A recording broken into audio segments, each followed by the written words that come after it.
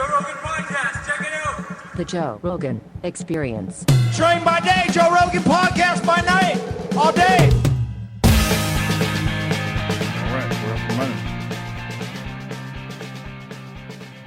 What do you got there? Got detailed notes? Well, I got some statistics I might talk about. I don't know. Maybe I will, maybe I won't. You're a voice of reason. How do we fix this world? We're in a mess. This is a weird time to be alive, isn't it? Yeah, it's getting weirder, too. I mean, it is getting weirder, don't you think? Oh, certainly. Well, it's highlighted on your show. You know, you've kind of exposed a lot of it to America. Yeah, you know, every year in the summer, we kind of work to reinvent ourselves about how we can tell our stories better and all that sort of thing. And we really focus on what our viewers are asking about. And I have to tell you, this year the questions really changed. Because, Yeah? you know, we still deal with human functioning, you know, marriage and family and all that.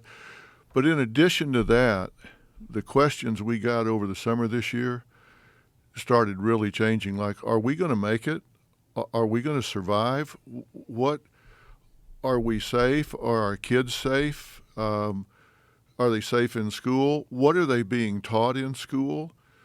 Should we be going down there and seeing what they're teaching them? What's happening as far as values in this country? I mean, people started asking different questions, and so I changed everything. I used to have that studio audience out in the bleachers out there. I moved everybody on stage, and we're just having a focus group every day. I got like 110 people up there in a focus group, and letting them talk and ask questions because they're really concerned. And I just said, I can't take it anymore. I'm going to start talking about the social issues along with everything else, because if you even took psychology in high school, or you took Psych 101, one of the first fundamental principles you learned was you don't reward bad behavior. Right? Right. You don't reward bad behavior. I mean, the world is a meritocracy. And we've somehow lost that. All of a sudden, we're paying people not to work more than they get if they work. And then we say, what happened to the supply chain? Well, you paid everybody not to work. That's what happened to the supply chain. And I'm stunned that we're running this country in so many areas where we're just violating the most fundamental psychological principles that you could ever imagine. And I'm watching that happen, and I say, I just can't be silent about this anymore. So I'm talking about it. What do you think is the root cause of the shift? I think it's been happening gradually, but like everything, you know, it's like if you start rolling a rock downhill, it starts getting faster and faster and faster. And I think it's happened for a lot of reasons, but I think we've got a whole generation of kids that are really smart, by the way. These kids are smart, but I think they've started living on their devices. It's kind of like along about 2007 or 8, like it seems like airplanes flew over the country and just started dropping smartphones, and everybody's head went from here to here. I mean, think about it. When you look, you go anywhere, go to the mall, go just anywhere there's a group, and what do you see in their hands? You see a device. We didn't grow up with devices. When I started Dr. Phil 21 years ago, the first text hadn't been sent. There were no social media platforms. None of that stuff was going on. Technology's great. Listen, I love technology. But we've got generations that started living virtually. They're watching people live their lives instead of living their own lives. And that changed the metrics on everything. Think about that. TikTok, Instagram, all of this, you're watching other people live their lives instead of living your own. And that changed everything. That seems like one factor, but that wouldn't explain this abandonment of meritocracy. Well, that is just one factor. You're exactly right. But there's something else that I think has come along with it, and we've got a generation of what I call concierge parents that are running interference for their kids. And look, the way you learn about yourself, the way you make attributions to yourself about yourself is the same way you make attributions about other people. You have people that you have opinions of, right? You got people, friends or staff, that you watch what they do and you say, he or she is a go-to person. I know what they do. I can count on them. They're going to be there every time. They're going to show up on time. They're going to get everything ready. They're going to be buttoned up. They're like clockwork, right? And you attribute that to them because you watch what they do. If they're problem solvers, you know, hey, go get Becky in here. Go get Jeff in here. They are problem solvers. You know that because you've watched them do it, and you make that attribution to them. That's the same way we learn about ourselves. You watch ourselves master certain tasks, overcome certain things. And if we're cheated out of that experience, we don't learn that about ourselves. And if you've got parents that are out there smoothing out all the bumps for you, then you don't learn that you can smooth out your own bumps. You don't learn that you can overcome obstacles. You don't learn that you can master your environment. And so as a result, you don't have the self-esteem. You don't have the self-worth. You don't make the attributions that, hey, I can do this shit. And when you don't believe you can do this shit, then you start saying, well, I don't want a meritocracy. I want everybody to just kind of go along the same. And so we started seeing in the universities, you start seeing kids that are complaining that something the professor said hurt their feelings. It upset them. So they start going to the dean. They start going to the department head and saying, that professor said things that upset me. And we've had more professors disciplined, suspended, or dismissed in the last 10 or 15 years than we've had since McCarthyism. Because kids are going in there and saying, that hurt my feelings. He offended me and said things that were offensive. And so they complain about it, and they get listened to, and so the professors, and, you know, some of them are assholes, I'm sure. Some of them are offensive by any standard, but it's out of control. And these kids are sensitive to the point when I was in college, when campuses were where you went to hear the other side, right? That's how you rounded things out. If there was a speaker coming that was totally on the other side than you were on anything, science or whatever, you went to listen to them because you thought, I'm going to learn how to shoot this full of holes. Now, anywhere from 15 to 30% of students think it's okay to shout down somebody you disagree with, to protest and run them off campus. You don't listen to them, you get rid of them. You don't want to hear it. You don't want to see it. You don't want to have anything to do with it. They protest and yell them down. What's that about? They don't want to hear it. And I think that we're coddling this whole generation, and when they get out of school and get into the world where that's not going to happen, they're going to be competitive, we're going to have a real problem. Because in a global economy, we're going to fall behind. And we are behind right now. People say, well, we lead the world in math and science and reading. No, we don't. We don't lead it. I wrote down where we are, but we're not anywhere near the top. We're 13th in reading, we're 18th in science, we're 37th in math in the world today. Where do we used to be? At any one point in time, we're number one? Yeah.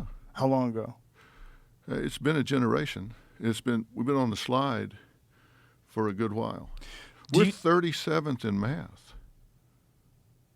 So do you think this is coming from parents coddling their children, helicopter parents, those children going off to universities instilling these ideas in them that they should be able to shout down ideas that they don't agree with, and that everything should be comfortable and everyone should have everything they want and desire without any work?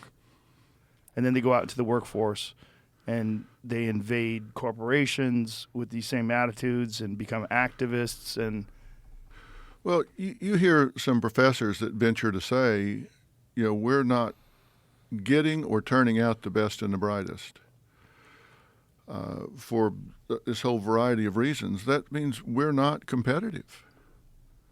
And if we're not competitive, if we're not turning out the best and the brightest because we're caving, because we've got quotas to fill, or for whatever reason, then where's that going to leave us?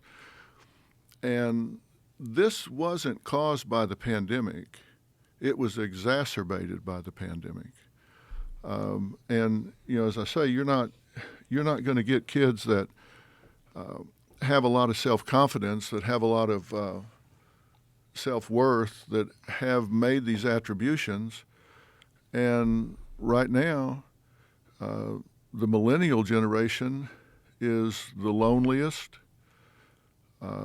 most emotionally impacted out of all the generations right now. They are lonely. They don't have friends. Followers aren't friends. And if you haven't gotten out in the world and you don't have the confidence to get out there, you're not going to do well.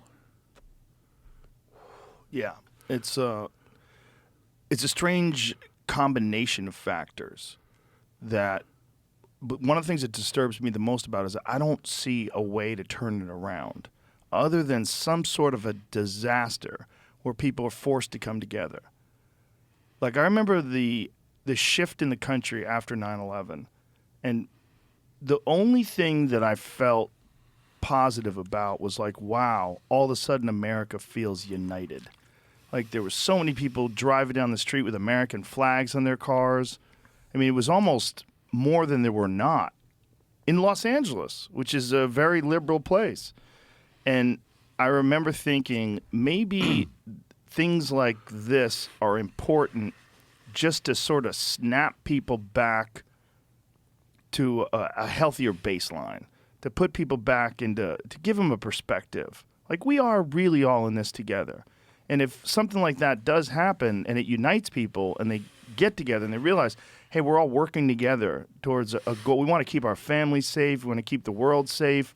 We want to be able to pursue our dreams and do what we want to do. And if something comes along that stops that, we have to kind of unite together to make sure we put everything back on track. So you think there has to be something to get people's attention? I worry that it has to be something big. I worry that it has to be like a war or a natural disaster, something huge. Because I think as long as you allow people to keep going, there's so much momentum in society going in the direction that we're going. People that want an equality of outcome, people that want a redistribution of wealth. But some people are waking up to it. I mean, I saw a quote from Bono, of all people, that I read yesterday. See if you can find this, where he was talking about it when he was young. He thought that the world's problems could be solved by a redistribution of wealth, but now he realizes that healthy commerce is the way to a better society. Yeah, look, socialism doesn't work. There's every cliche in the world. It works great till you run out of other people's money. You know, all of those quotes. It doesn't work, and I've encountered those people in debates that think it does. I've had people in the focus group situation that say they shouldn't be prosecuting shoplifting because they're just going in there and taking what's rightfully theirs. What the hell are you talking about? They said, well, these corporations aren't paying enough. They're not paying a living wage, so they're just going in and taking what's rightfully theirs. And I'm saying, well, so, okay, if you're wanting equal outcome. No, I'm just wanting equal opportunity. No, you're wanting equal outcome because you're saying everybody should just help themselves so they all can live. What if one person spent 15 years going to college and working their butt off to acquire what I call consequential knowledge, and the other person was sitting home in a beanbag eating Cheetos for 15 years? You think they should have the same outcome? Well, yeah, that's a right. Everybody has a right to a reasonable life. Well, go read The Little Red Hen. I mean, did they not go over that in grade school? I don't remember that one. You don't remember that one? That's a good book. I'll send you a copy. What was the premise of The Little Red Hen? Well, she was going around saying, "Hey, help me harvest the grain, will you?" And the grasshopper said, "I'm just basking in the sun here." And then she goes to the next animal, "Help me with this." "No, hey, I'm busy right now." Then it comes wintertime, and they all kind of want to come eat the bread. And so, well, you didn't help when it was time to get the grain in, but now you want to eat the bread. And so, sorry, I didn't get enough in to feed you all because you never helped. And so they're all out there freezing to death, and it just doesn't work that way. You got to pitch in if you want to be there when it's time to chow down. And people don't understand it doesn't work if you don't contribute. It doesn't work. And the scary thing is this idea that people have that the government should provide for them and that they deserve it. It just reinforces this, and it just compounds it.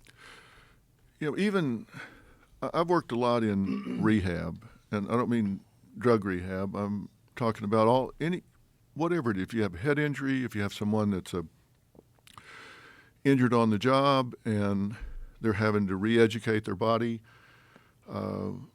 spinal injury or whatever, if you don't require that person to do everything they can do every single time they face a task, you're cheating them because they'll never get to the next level. I mean, if a paraplegic takes 11 minutes to get across a room to flip a light switch and you don't require them to do that, then they'll never do it in 10 minutes, 9 minutes, 6 minutes, and then where they can actually do it. Now, if they can't do it, they can't do it. But you need to require them to do everything they can do for themselves before you help them to do it. And we should always help them to do it, but you should let them do as much as they can do. And that's the same way with everybody in the world. They should do everything they're able to do. And if we have people on the government dole that aren't doing everything they can do to help themselves, whether they're among the homeless population or the drug population or the mentally ill population, whatever, I'm totally understanding that you help people, but you give them a hand up, not a hand out. There's a big difference. And we're just not doing that. You've got to require people to do everything they can do to help themselves so they, again, observe themselves doing more and more, and they have pride in what they achieve and what they accomplish. And we've gotten away from that. We're not doing that. But it seems like, especially when you're talking about like the homeless population, you would need so many people to work with those people, because you're talking about a psychological shift, a way of viewing the world with discipline and accountability that you're not going to just get people to adopt on their own. I mean, very few people will. Most people will do the very least that they have to do. And if there's programs and different ways they can acquire money and food, they'll just stay in whatever state they're at. I was watching this video today of a guy who's in Hollywood who built a house on the street. He built a small house, and they were talking to all the people in the neighborhood about it, and they had the cops come and visit him, and they offered to take him to a shelter, and he's like, "No, I don't want to go." And they go, "Okay," and they just leave him there. So this guy's built a structure on wheels. It's like a small shed, but a wooden house. Because he said that every time he had a tent, they took the tent away. Yeah. So he just built a house. Well, that's pretty industrious. Yeah, but why can't he apply that to other things, right? Exactly, and he can. But he needs coaching. But and I don't care how flat you make a pancake, it's got two sides. And the side where he says, I don't want to go to a shelter. If you go to a shelter, what do you do with all your stuff? Because there's nowhere inside that shelter to take all of your stuff. And he has things. And he might have an animal. And that animal he's attached to, and you can't take that animal in the shelter. And you can't take your things in the shelter. And if you can't take your animal and your things in the shelter, they're not going to go. And they leave their things on the street, they'll be gone when they come out the next morning. So a shelter's not always the answer. So you got to have empathy for those people. And he may be trying to do the best he can, but you got to create alternatives where he says, okay, look, if he's industrious enough that he's built a house on wheels and they're pirating electrical, some of them from service poles. Yeah. Some of them have 10-man tents and they've got flower beds in front of them. Yeah, this guy had plants hanging out in front of his house.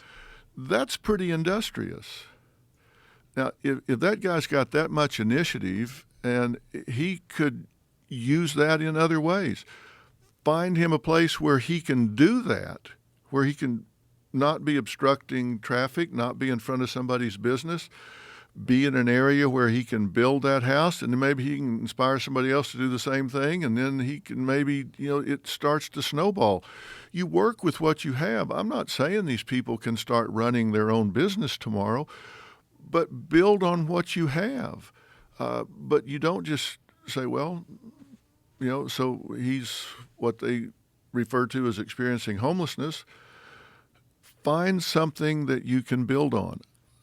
These people don't want to be homeless. They want to have a better standard of living. But once they become homeless, it's like, inertia is the tendency for bodies at rest to stay at rest, and it's hard to get them moving. But you say it would take so many. You can find leaders within those groups that can help the next level below, and they can be helped by the next level above. There are ways out of that. But it seems like one of the first things that has to happen is you can't tolerate people just camping on the streets. Just like you can't tolerate people littering. Because it's not much difference. You're interfering with all the other people that are following society's rules. And society's rules are there to preserve everybody and keep the world cleaner and a better place. So as soon as you allow someone to violate those rules because they're down and out, and then you have more, and then they compound, and then you have thousands of tents. Now you have a problem that's almost insurmountable. And then you have a whole industry that's based around that problem because you have hundreds of people that work for the city that get paid six-figure salaries, and they're not fixing anything. They get paid for the homeless crisis, and some of them are making $250,000 a year. We looked it up. It's wild. The budget goes up every year. The problem doesn't go away. There's no incentive to fix the problem because if the problem gets fixed, then those jobs go away. Of course it does. The jobs go away. But those jobs can become different jobs if somebody holds them accountable. And so you can go in and just wipe all the tents off the street, but where are those people going to go? Right. Well, in Austin, they moved them into hotels. They bought hotels, they moved them into hotels, and they had it set up where you have to be clean to go into these places. And they offered them counseling. But Austin's a smaller place. There's only 1 million people in this city. And, I talked to the mayor about it before they fixed the problem, and it was his number one initiative. He goes, before I leave office, I have to fix this. And he goes, and I think we can because there's only about 2,000 homeless people. He goes, when you get to the place where L.A. is, where you're dealing with like 100,000 homeless people, it's almost impossible. He goes, but right now we're like at the tipping point and we can fix it. But it is kind of fixed. There's still some homeless people, but if you go around Austin, you don't see the tents here that you see in L.A. Well, is that out of sight, out of mind, or is somebody going to those people in the hotels and trying to get them to be self-sufficient? I mean, you can hide the problem or you can fix the problem, and you got to find a way to fix the problem. You've got to get these people doing everything they can do to become self-sufficient. I mean, that's the dignity they're looking for, and we're not helping them to do it if we're just taking them out of sight. But don't you think it's there's a massive amount of energy and effort that has to be taken for each individual to change the way they view the world, to acquire discipline, to acquire initiative, to clean their act up, to stop doing meth and heroin and try to get their life to a place where they're living a meaningful, rewarding life. I mean, how many people struggle with that on a daily basis? You need coaching and counseling, and you need slow, incremental steps towards acquiring a self-sufficient mentality. That's a very, very difficult thing to get people to accept en masse. It is. And the problem that I see with the approach to it now is the exit ramps out of that life are not aggressively enough. They're not being pursued aggressively enough.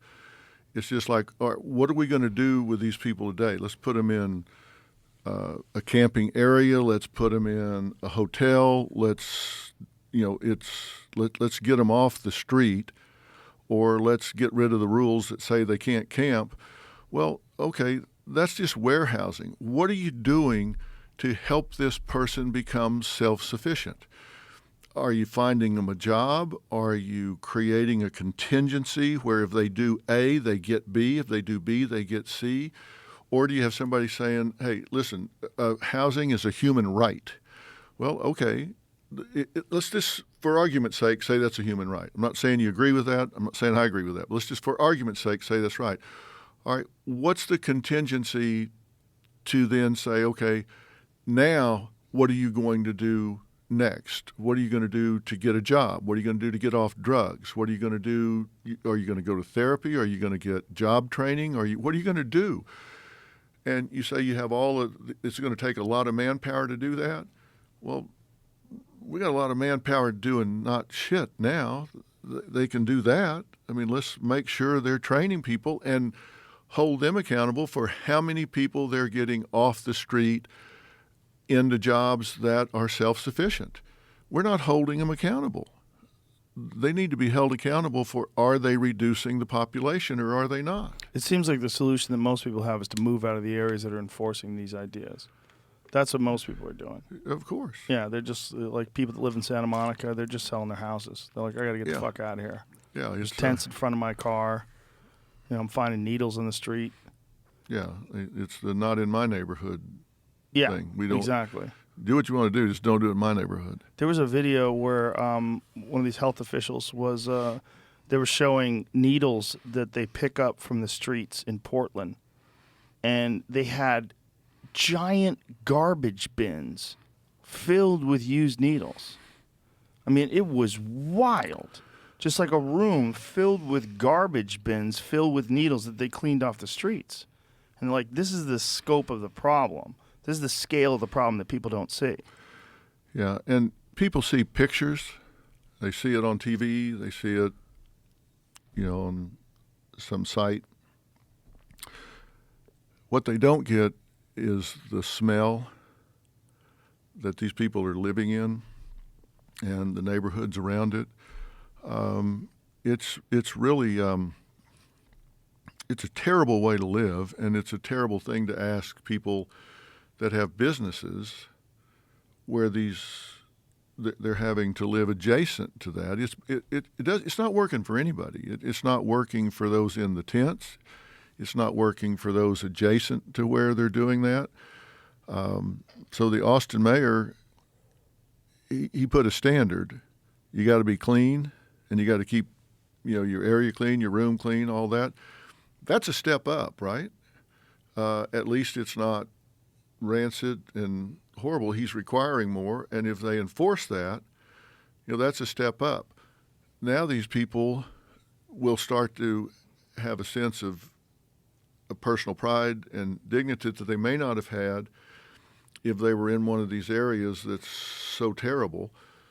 Then it's less of a leap to say, let's start talking about job interviews at entry level and see if you can get them back into that. Because those people weren't born homeless. they slid down there. Yeah. So it's a matter of getting them back up there. And It's a a lot whole of them, lot harder to get back up than It it is to is. slide down. It is. And a lot of them are mentally ill. Yeah. And so you've got to help that in some way so they can actually have the focus and the mindset to contribute something to an employer somewhere. And that's not easy. And we're not helping this right now in the school system. We've got a silent epidemic going on right now and it was exacerbated by the pandemic because it's amazing how many people in America right now. I just had a woman on recently that works nationally with the education programs, and she says 130 million Americans can't read at the most basic level. And I said, define basic level for me. And she said basic level is they can't read a prescription label. They can't read a simple story to their children at bedtime. 130 million. 130 million So that's Can't more than read a a s- third of the whole country. can't read a simple story to their children. That's insane. It's Yeah. it's really that many? Yeah, this is, and further to that, 32% of fourth graders can't read at even a basic level, and 24% of eighth graders can't read at a basic level, and 19% of high school graduates, according to the Department of Education, can't read. Graduates. Now, how does that work? You're graduating high school, but you can't read at the most basic level. So when I'm saying there's a silent epidemic, we've got some schools that are changing their grading standards to close the gap. So they're making it easier. Well, one of them that we looked at, a C is now 44 to 64%. You make 45, you got a C. You take a test, get 45, you made a C. Wow. Now, was that not an F when you went to school? That was an F. Yeah. That was now an it's F. a C? Yeah, now 44 to 64 is a C. 70 was always a C. Right. That was a C minus because that was the bottom of the C's, right? Right. So now 44 to 64 is a C, 64 to 84 is a B, 84 to 100 is an A. You got to drop below 24 to get an F. Wow. 24. Now that's how they're closing the gap and pushing them on to the next grade. So if you can make a average of 30, you get a D, that's passing, you move on to the next level. So instead of fixing things, it just made it easier for people to get through. Yeah. And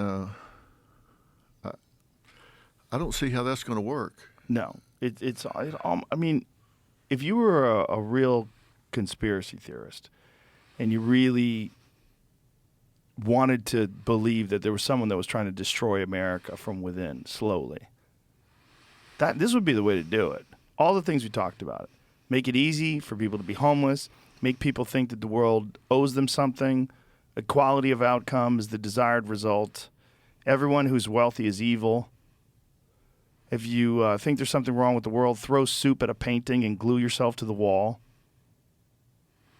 I mean, the stuff that we're reinforcing and the way that it's happening so rapidly. I mean, you're older than me. Has there ever been a time in your life where you thought that America could get to the point where it's at now? No, I have to honestly say no. And further to that point, I've got to say that you get to a point where you start getting scared about whether or not this is something we can come back from. And I'm an incurable optimist. And I really do believe that if people will stop arguing and decide, look, I'm not here to win an argument. I'm here to solve a problem. If people will just take that attitude, we can really change some things that are going on here. Because I'm an incurable optimist, and I do think we can solve this problem. And we've got a lot of kids right now that are experiencing anxiety, depression, and homelessness at the highest levels that we've had since we started keeping records of this kind of thing, which is not that long ago. It's not like since the 1700s. We've just been keeping these records for, I think they really started keeping good records maybe since 12, somewhere back in there. But these are the highest levels that we've seen. And the pandemic didn't cause that, but it really spiked it because these kids were out of school and they got really scared of the pandemic. They lost loved ones. They were afraid of this invisible monster out there. We're going to have to deal with that. And we're going to have to deal with the fact that they lost a lot of time and a lot of learning that put them further behind than we already were. And you said something's got to happen for people to come together. We need to come together for these kids. We need to come together and recognize that we're about to lose a generation here, and we can fix this. But we got to stop trying to win an argument about who's got the right to talk about curriculum and who does. We need to solve the problem.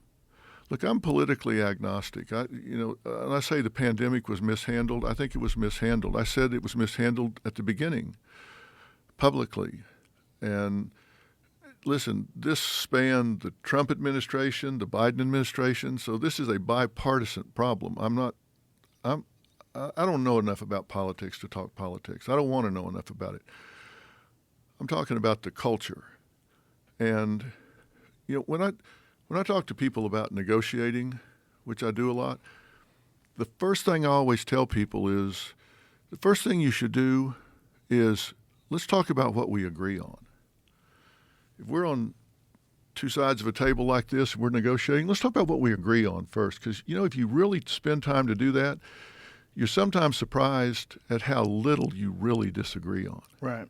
I find that all the time. Yeah. If you get the left and the right and talk about what we agree on, everybody would agree we want America to be the number one country in the world. We want to be the leading superpower, the leading educational power, the leading in technology, everything, right? Everybody would agree to that. If we want to be the healthiest country, we want to be the best leaders, we want to be. Everybody would agree on that. Everybody would agree we want our children to have a better life than we have. Everybody would agree that we want safety for our kids. We want advances in medicine, and there's so many things we can agree on. And then when we say, let's talk about what we don't agree on, the next step you say is, how can I get the other side as much of what they want as I possibly can? That should be the second thing you should focus on, because oftentimes you find we have different currencies. You might value different things than I do, so I might be able to give you everything you want. It's not likely to happen, but there's a lot I can give you because you value different things than I do, and I value different things than you do. We might be able to really help each other get what we want, and it narrows down to very little sometimes that we really disagree on and have to compromise on. But you can't do that if you're really focused on winning an argument and being a right fighter instead of saying, let's solve the problem. We can't come out of this room till we solve the problem. And it's hard to do that if you're kind of agreeing just with what your side beats the drum on versus this side beats the drum on, instead of being commonsensical and saying, how do we solve this problem? Yeah, I think very few people are able to argue without attaching themselves to ideas. So if their idea, when they have an argument about something, if you say something that they agree with, instead of accepting that you say something they agree with, they want to fight against it because they just want to be right. That very few people are good at ideas being discussed in arguments, because the argument becomes very personal. Like, they think about their own self-worth and they attach it to being the winner of the argument. They want to use ad hominem attacks, insults, and trying to figure out a way to verbally joust with you to the point where they're successful. When people start assassinating character, it's because their ideas won't withstand challenge. This cancel culture bullshit, cancel culture should be counsel culture. If you say something that's offensive to my values, I should counsel with you about it, not cancel you, not get everybody to hate you. You see somebody that says something on Twitter or says something in an interview that is offensive to some group, and all of a sudden you start reading the messages they get. It's like, I hope you get ass cancer and die, you son of a bitch. I'll cut your throat. I'll come to your house and kill your children. Are you kidding me? It's like, boycott this person, boycott this company. Where did we get to this? Now they're canceling each other. It should be counsel culture, not cancel culture. Let's sit down and talk about it. Let me educate you. Maybe you don't understand. Maybe when you do, you won't agree, but let's talk about this. I think it's social media. I think it's echo chambers. I think it's people having the ability to discuss things without any social interaction. They're not looking at each other. They're not feeling the other person's emotions and feelings. They're not looking into their eyes. It's a very inhumane way for people to communicate. It's very sterilized, and you can assassinate a person's character or attack them or say horrible, insulting, and threatening things, and you don't feel any response. Well, how many things do people type that they would not say to you in an elevator? Yeah. They had, like you said, they look you in the eye, or they were in an elevator. Same thing with road rage. Yeah. People blow the horn, yell stuff. They wouldn't say that to you if you step in front of them on an escalator. Right. They wouldn't say, you rat bastard. Yeah.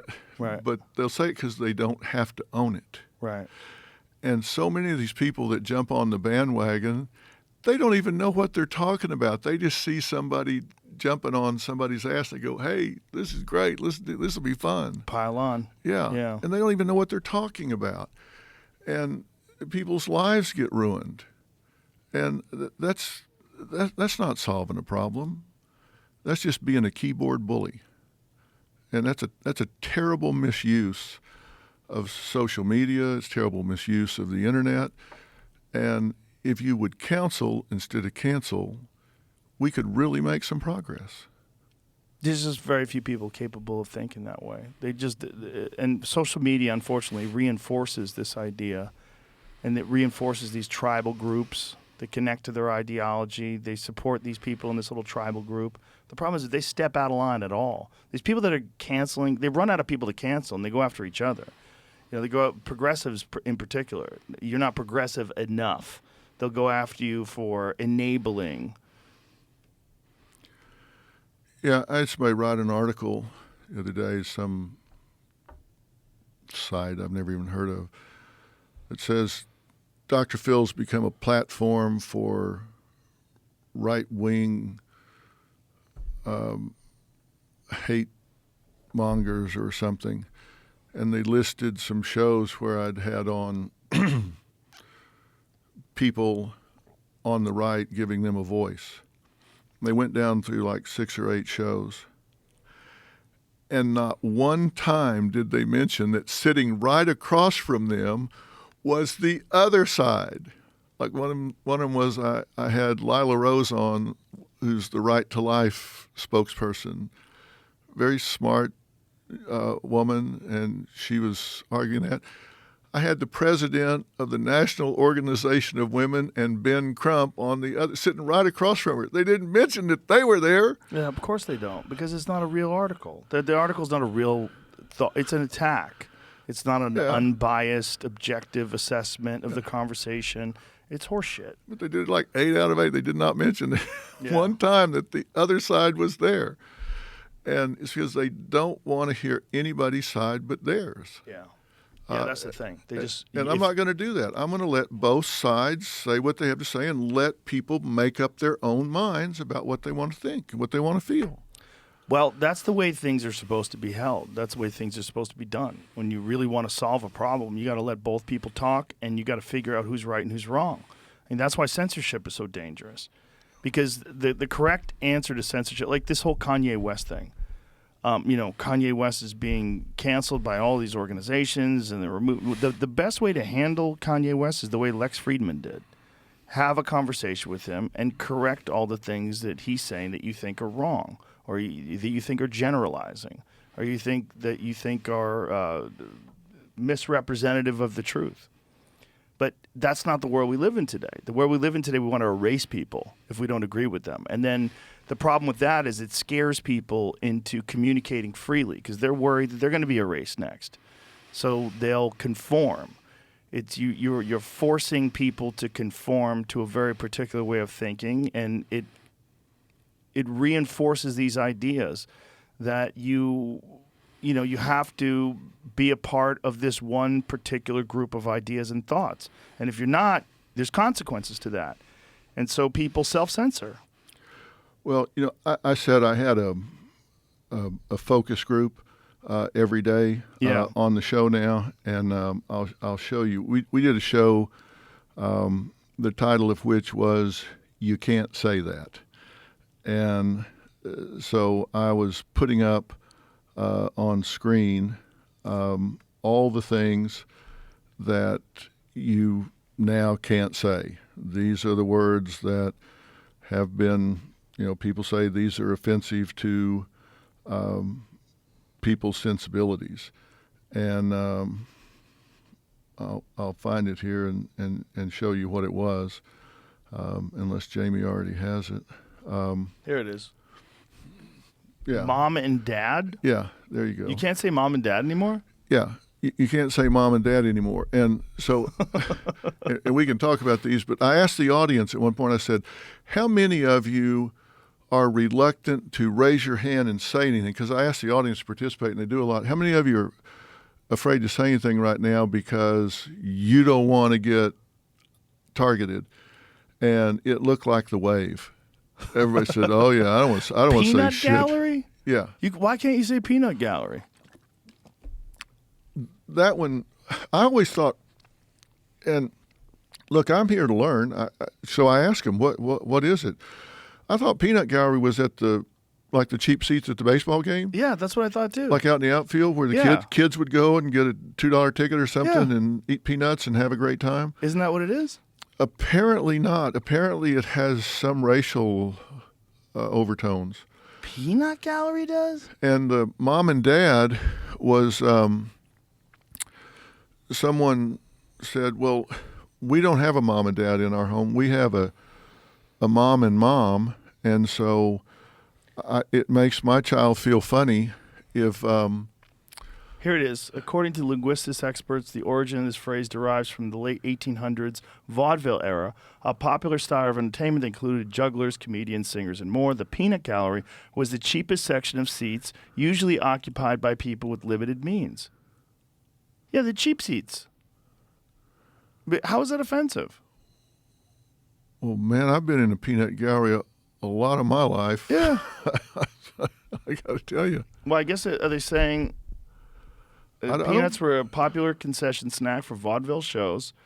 Unpopular performers would often find themselves pelted with the easy-to-hurl edible projectiles. Others disagree in part with the preceding class-based rather than racial claim. They note that in the past, cheap balcony seats were often reserved for or largely made up of African-American patrons. Thus, since the phrase implies the opinions expressed by those from the gallery were unsolicited, unwarranted, or unhelpful, the phrase also connotes something negative about those giving them purported to be African Americans. Boy, that's a stretch. Well, you don't have to be offended every time you can be. Right. Right? Right, but that expression doesn't have a racial connotation the way most people use it. I wouldn't think. It's usually people in the back of the room. That's just how we use it. They said brainstorm. What? was offensive to people that had brain injuries. Oh my God. That it was an ableist thing. Oh, well, if you have a fucking brain, if you move and walk, if you're brainstorming, you're using your brain. Is running offensive? Is it offensive for people who can't run? Should the Olympics be canceled because the Olympics are ableist? What the fuck are we talking about? It seems to me, and look, maybe if you're in that situation, and I ask, and blindsided, I asked some people that had impaired vision, and they were like, "What?" They didn't understand. About which phrase? Blindsided. That you can't say blindsided or blind spot in your car. Like, he was in my blind spot, and they were like, "I don't understand why I'm offended." Now that doesn't mean there aren't people that are, but I couldn't find it, and I only talked to 6 or 7. I bet it's more people that are not blind that are looking for things to be offended with. Yeah. What about first world problems? How's that one? Well, how's that offensive? I think it's that third world is mostly black. Was what one of the audience members said. So that was racial. Well, third world encompasses a lot of different ethnicities, doesn't it? There's a lot of Latin America. It's a lot of Asia. It's a lot of Eurasia. That's what the audience member said. Yeah. And they didn't want it in the show. So are we allowed to say first world, second world, and third world? Because that seems like that's offensive too then. To me, that had to do with infrastructure. Right. Because I know, like in the Congo, the entire country has the electrical infrastructure of a city the size of Austin for millions and millions of people. Which is why they're so vulnerable to natural disaster, and they don't have dams, and they don't have electrical pumps. And I always thought of first, second, third world having to do with infrastructure and technology and support systems and all that sort of thing. I always thought of it has to do with dictatorial governments and you could think of corruption and finding things to be offensive is it's recreation for a lot of people. And I think that's what we've gotten to. Yeah, recreational outrage. I think that's where people have sat around and said, what can I be offended about today, as opposed to saying, what can I do to contribute to unity? What can I do to come together and work things out, make things better? And that's just not constructive to me. Now, if there's something that somebody's doing, we've done shows on hate crimes. I mean, where people are attacking people purely because they're Asian or Jewish or whatever in L.A. And I get it. That's okay. That's not where you're looking for something. It's where you're sitting in the line at a fast food restaurant, and somebody rear ends your car and starts mocking you for being Asian, which is what happened. It was this wonderful family we had on the show.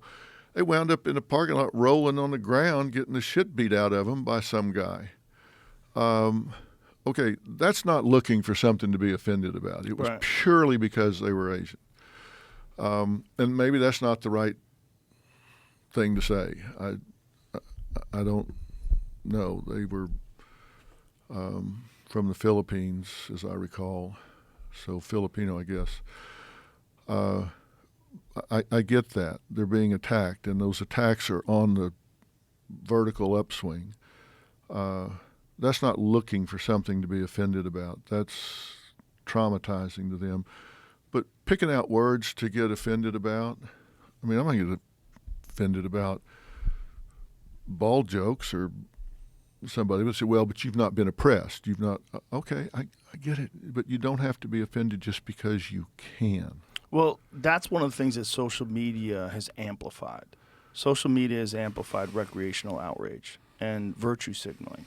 And the fact that if you call out these things, you're somehow better than people that are ignoring them. If you call out these ableist terms like blindsided or, whatever one you want to focus on that's ridiculous, it makes you better than the people that don't. Yeah, and I just think that's not helping our issues. It's not helping what we're trying to do, which we're very divided right now. And I tell you, I did something that I thought was a really eye-opening experience for me. Frank Luntz. He's a pollster that has probably done 2,500 polls. He's does surveys and he's conducted Republican presidential debates and stuff. Frank's kind of the guy for that. We did a focus group with 40 USC students. 20 were from the Republican organization at USC and 20 from the Democratic. And we brought them in, faced them, and boy, they were a lot of bad blood. Been a lot of things going on their sites, arguing back and forth, bad things being said. And at one point, I just said, all right, time out. I want all of you to stand up, and I want you to pair up across from each other. And no small talk. You cannot speak. And I want you to make eye contact. And just eye contact. You can't look away. Just look this person in the eye. Because we don't do that much anymore, as you were saying, particularly on the internet. I want you to look at this person. I want you to think about what's going on in their life. Did they lose somebody to COVID? How's their day gone? Do they have a mom? Do they have a dad? Does it hurt them when somebody says something bad to them? What do they think's funny? Just what are their challenges? What are they proud of? All of that. I just left them looking for way past comfortable. And then I asked them a couple of questions that they had exchanged about. And then without saying anything, I had them sit down and say, okay, just what's your reaction?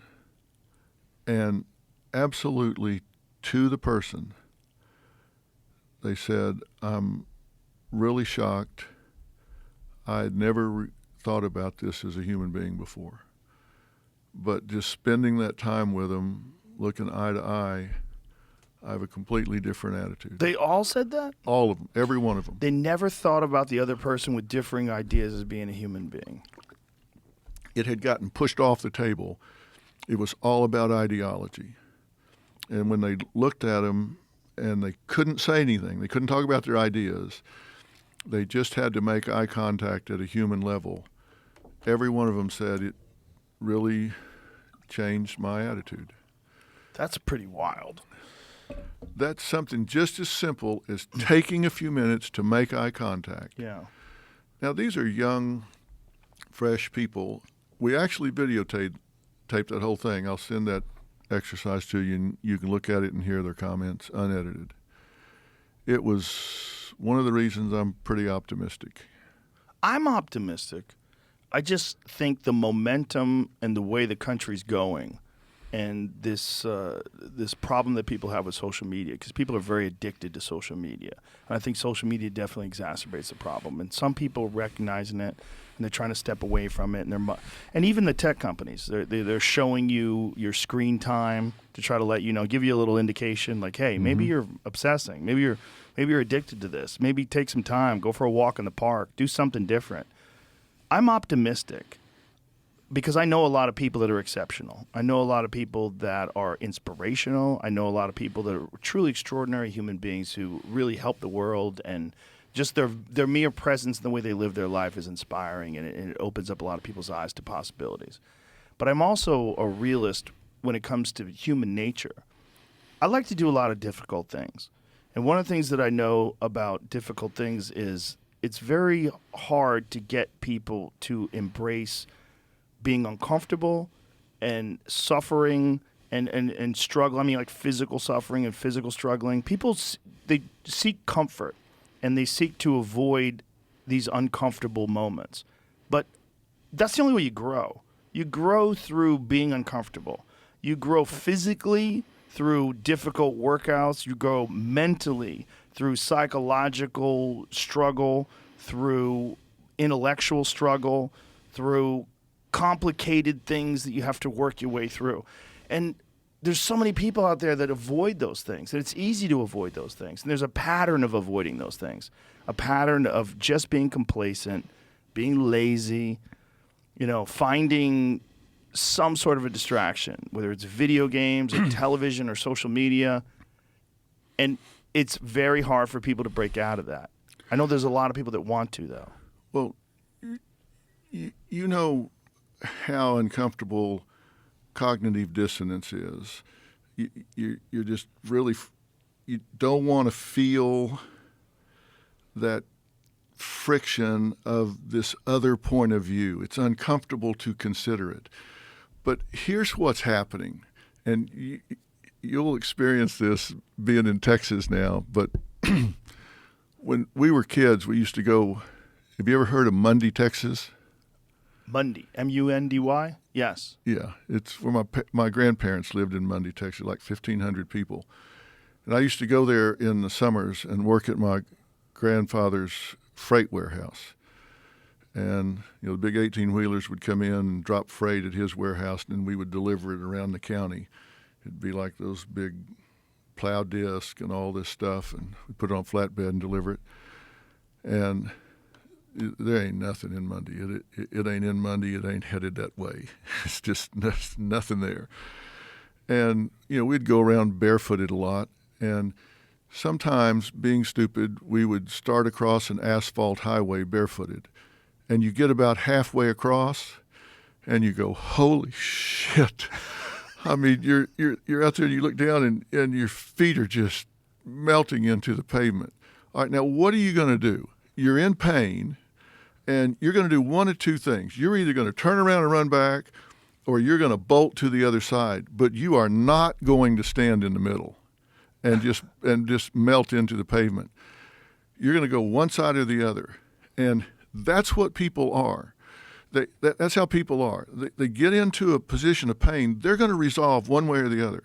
And once you get to the side of that road, what's it going to take to get you to go back out on that highway to go over to the other side?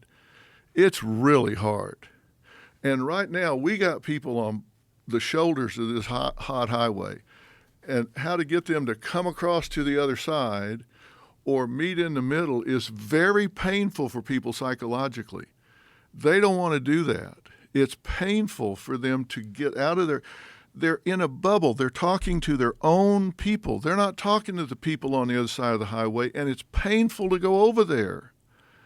It hurts to get on that hot highway and go over there. It's psychologically painful. It hurts physically to go talk to somebody on the right if you're on the left, or left if you're on the right. And that's what we're facing, is getting them on that hot highway again, because they know what's going to happen. It's going to hurt to do it. That's what we have to overcome. We got to get you out on a hot highway. And you'll see that psychologically, that's what we got to overcome. And we've got to make it clear that those yelling the loudest don't deserve the most attention. That's the problem we got right now. We got small pockets of loud talkers, and they're getting the most attention. And that's not the way it should be. And all of this majority that's being too quiet need to speak up. They don't need to start yelling.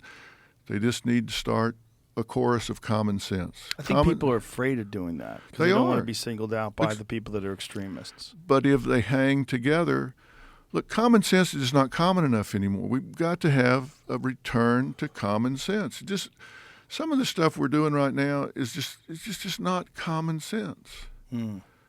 It's just not. No, it's not. We have epidemics in this country right now that people aren't paying enough attention to. Well, the fentanyl epidemic, that one scares the shit out of me. Man. That one scares the shit out of me. It really does, because people are accidentally dying of overdoses. It used to be if you died of an overdose, it's because you did a dangerous drug. You took a very risky chance to do something that you probably knew you shouldn't be doing, whether it's heroin or meth or something like that. But now people are doing things they think are fairly innocuous, and it's laced with fentanyl, and they're dying. Well, just across the border, just south of San Diego, in October of 21, they busted a drug lab that was turning out 70 million counterfeit pills a month. One lab, 70 million counterfeit pills a month. Now, we don't know that they were all going to come to America, but we know a shitload of them were going to come to America.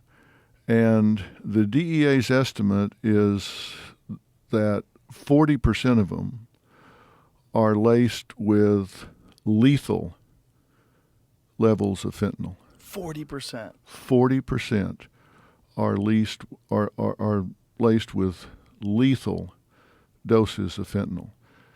And That poisoning, fentanyl poisoning, is the number one cause of death for people 18 to 49 in this country. yeah, and think about that. What these kids need to understand, and I want people to understand this, and I don't care if you stop listening to Joe and I talk right now and go call your kid, or go call your grandkids or your friends' kids. The chance of them, first off, all these pills you're buying on Snapchat, 100% of them are counterfeit. They're buying pills on Snapchat? They're buying. How does that work? You can buy a pill on Snapchat, and I'll show you here. Let me pull this up. I know Jamie can't beat me to this. If you do, I'm going to really be impressed. He's got it. No, he doesn't either. Bullshit. I'm going to. Snapchat drug dealers. How illegal drugs are being dangled at kids on Snapchat, Instagram, and other platforms. Scroll down.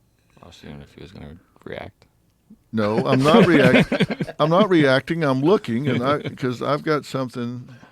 Okay, here we go.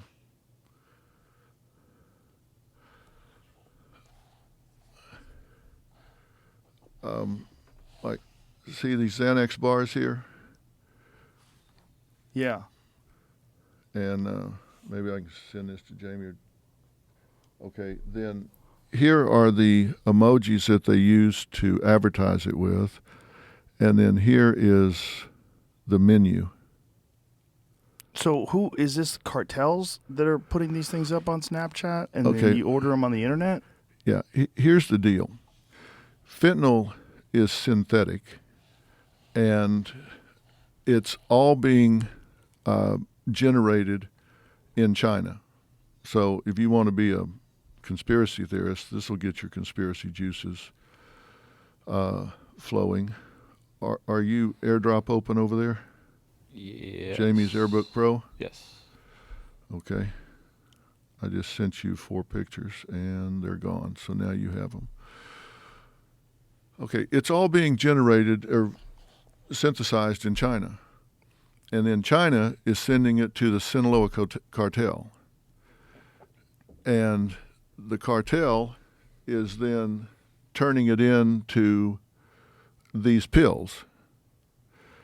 And then these pills are coming into America.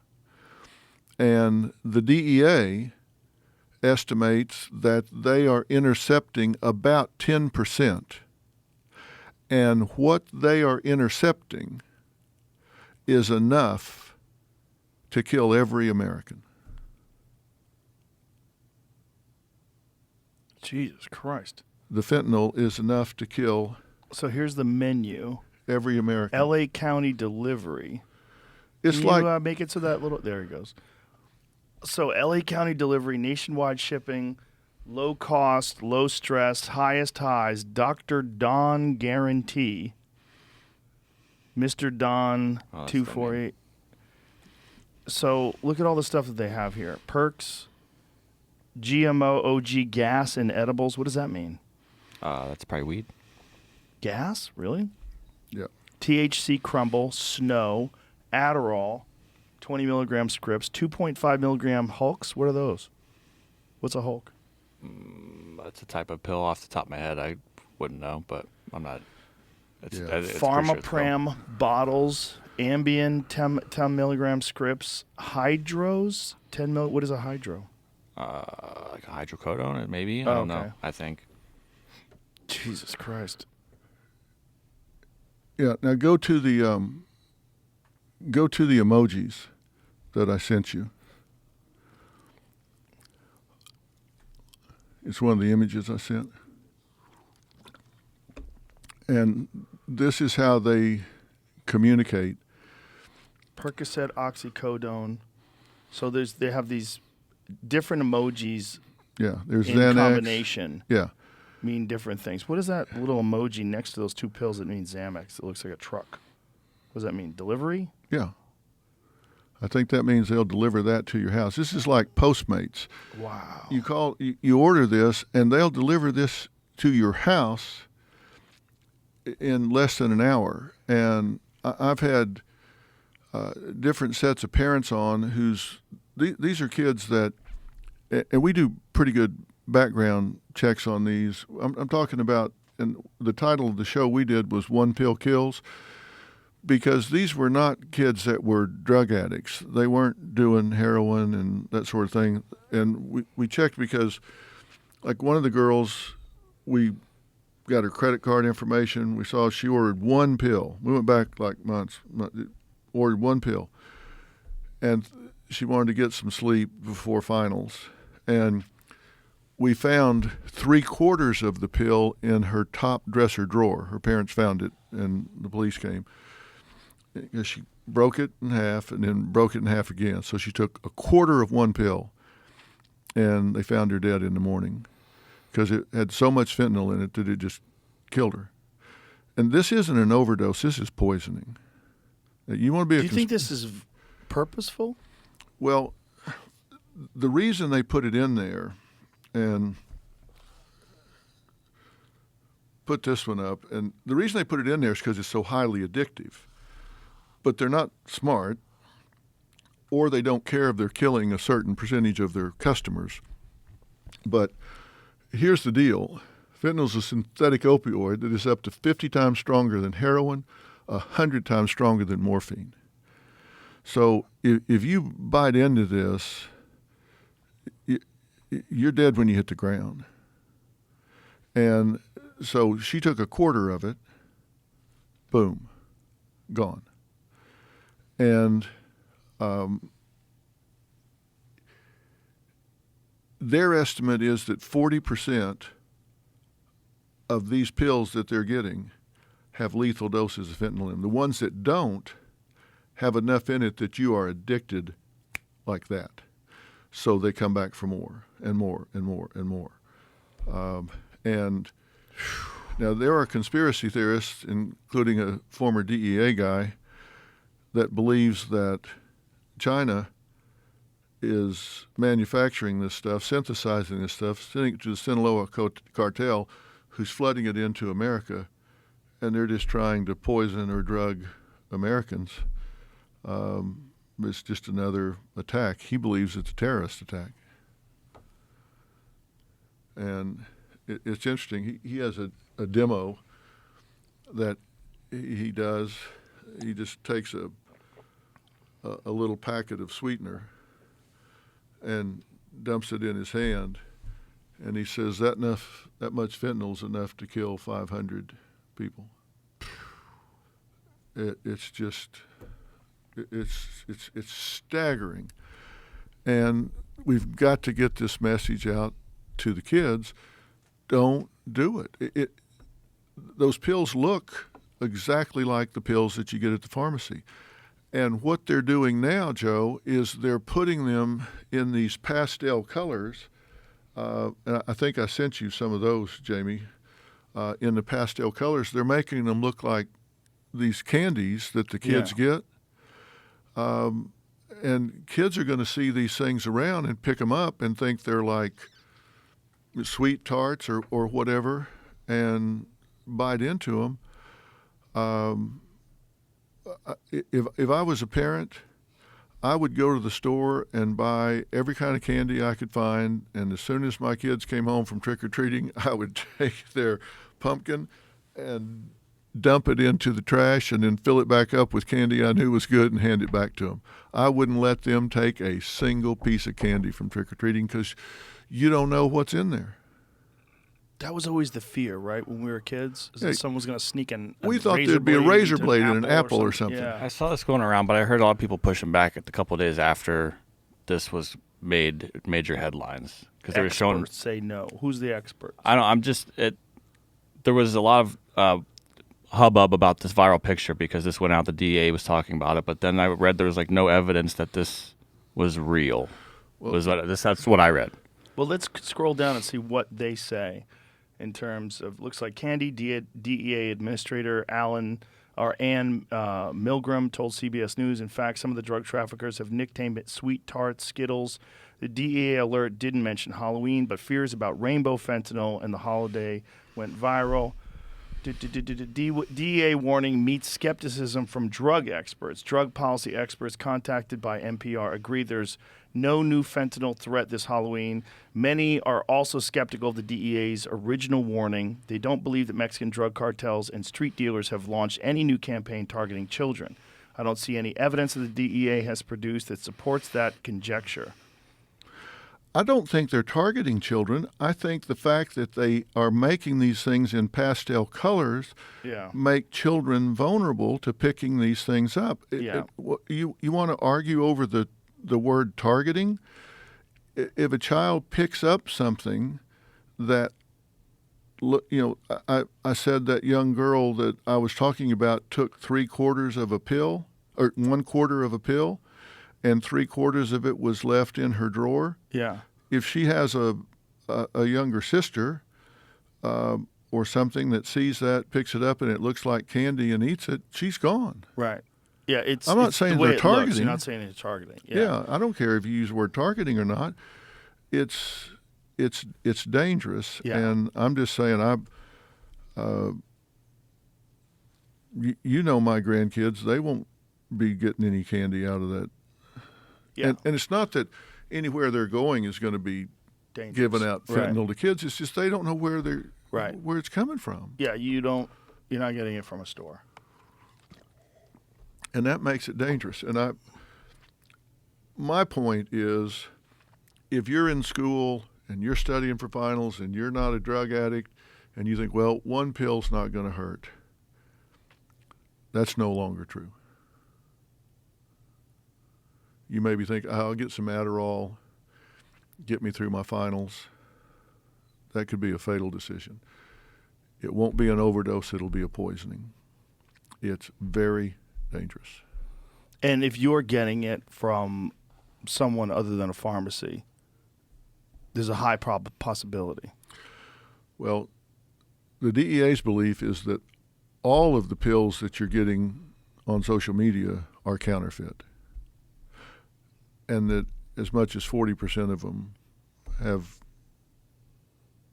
fatal doses of fentanyl, lethal doses of fentanyl, because they're so unsophisticated in their mix.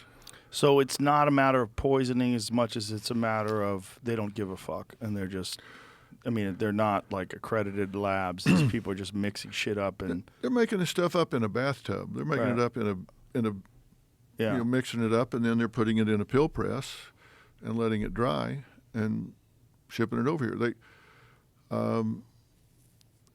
today on CNN, they said they arrested some, it was either CNN or Fox, one of the two. They arrested some 14-year-olds coming across the border, and they had a couple of thousand pills on them. And who knows where it came from? Who knows what else is in it? Right. And that will find its way to the market, a fair amount of it through street dealers and the rest of it through social media. It's dangerous. you couldn't hold a gun on me and get me to take something I bought on the internet. Whew. And I just think people need to be aware of it. And if you think that it's an overreaction, an overstatement, How could it be? then How could it be when you're talking about the number one killer of people 18 to 49? yeah, I mean, Or you 18 want- to 45, whatever the statistic is. yeah, That's terrifying. it is terrifying. And this is not something that we had to think about just 10, 15 years ago. no, and And I don't know how much press that's getting. it's not getting enough. It's starting to get some attention, and there's something called carfentanil, and that is more powerful than fentanyl. Jesus Christ. And it's been around since the 50s, and they were using that on animals. Jamie will pull up carfentanil, I'm sure, in a fast hurry. But look, my expertise in this is that I deal with the parents when they're heartbroken over a dead teen. I'm not a chemist. I'm not a physician. I can't tell you about all that. What I can tell you is I deal with the heartbreak of the families after the fact, and so I know it's real.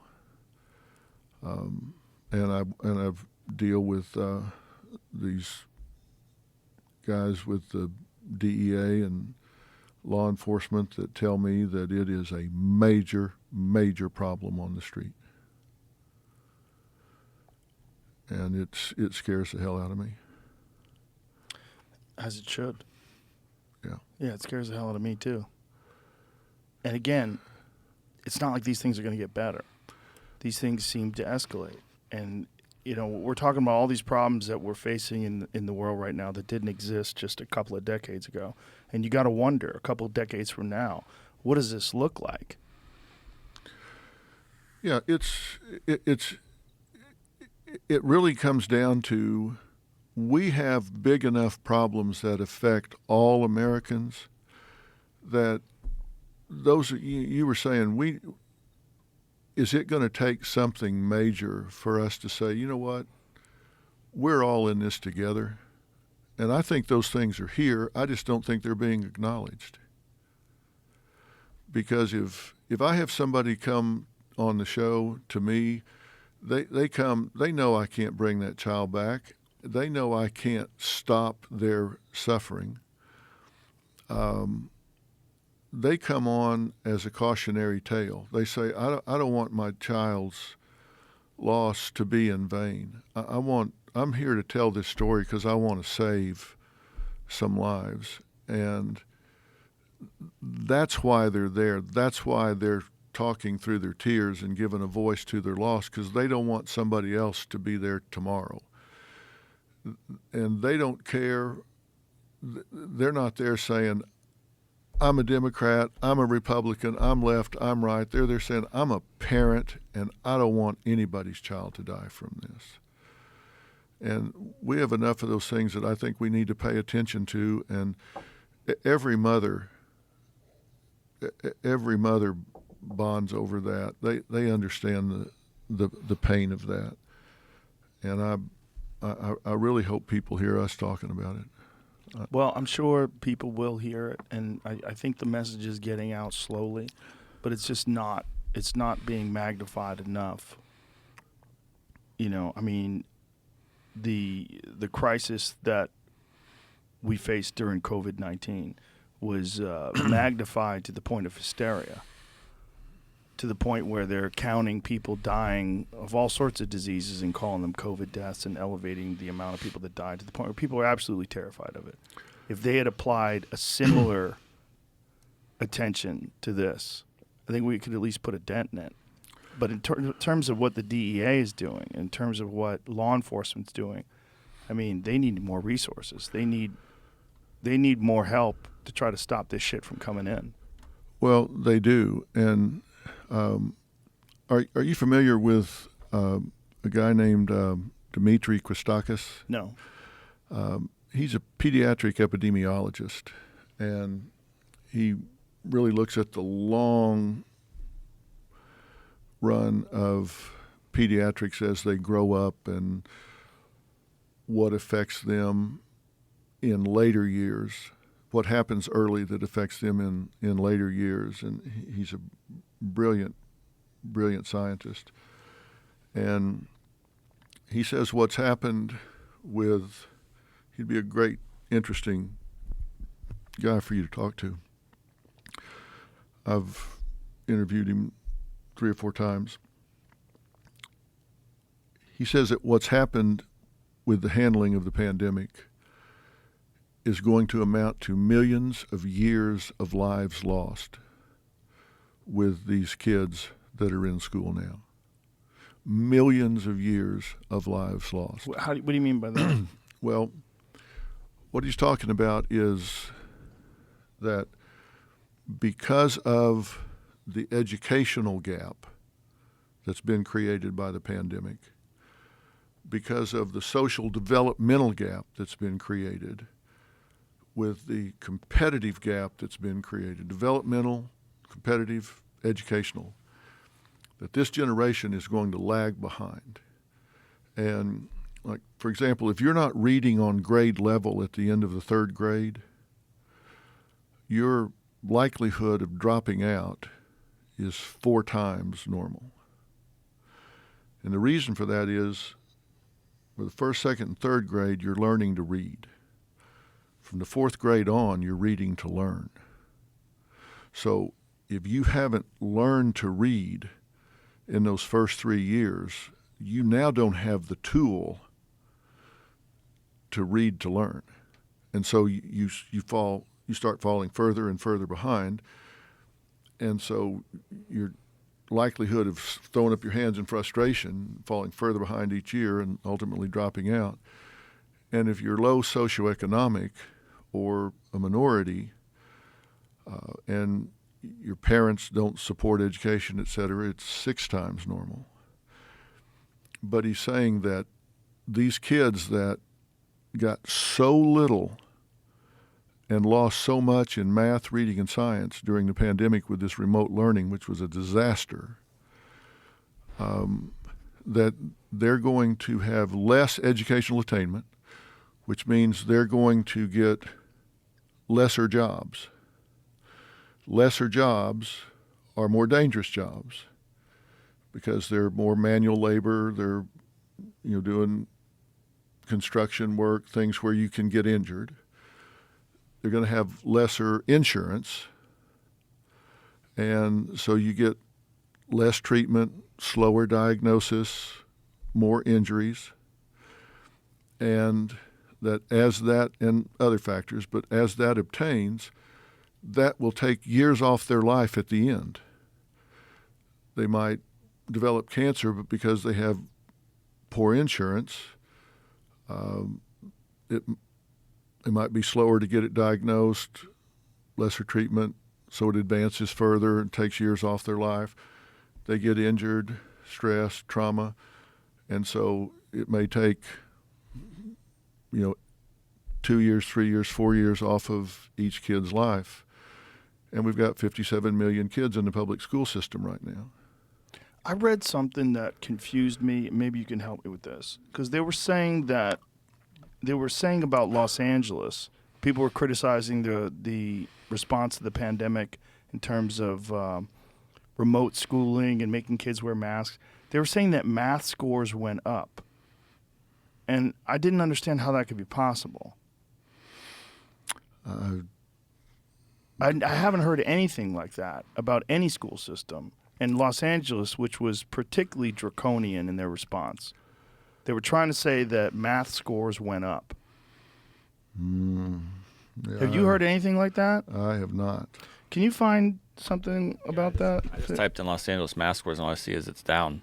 Yeah, well, are people just lying? Low math reading test scores, but it's California, not Los Angeles specific, but it's lots of articles saying this. Yeah. Steep decline, Yeah, that's sharp what drop. I thought. The people were arguing about this on Twitter because some pundit was talking about the response to the pandemic and how it affected school kids, and all the, can I say peanut gallery? They were chiming in and they were saying that scores were actually, Los Angeles scores were going up. I can't see anything that says that. I even Results typed of in- California's first statewide test since COVID are. Click on that. LAist right there. Yeah. See what it says? Are back. Find out how your SoCal school fared. Oh, so it's just like individual schools. Well, I've certainly not. Well, that looks like a decline in every single chart. Yeah, math results specific here is Yeah, down. in every one of them, in every county, there's a decline, a very noticeable decline from 2019 to 2022.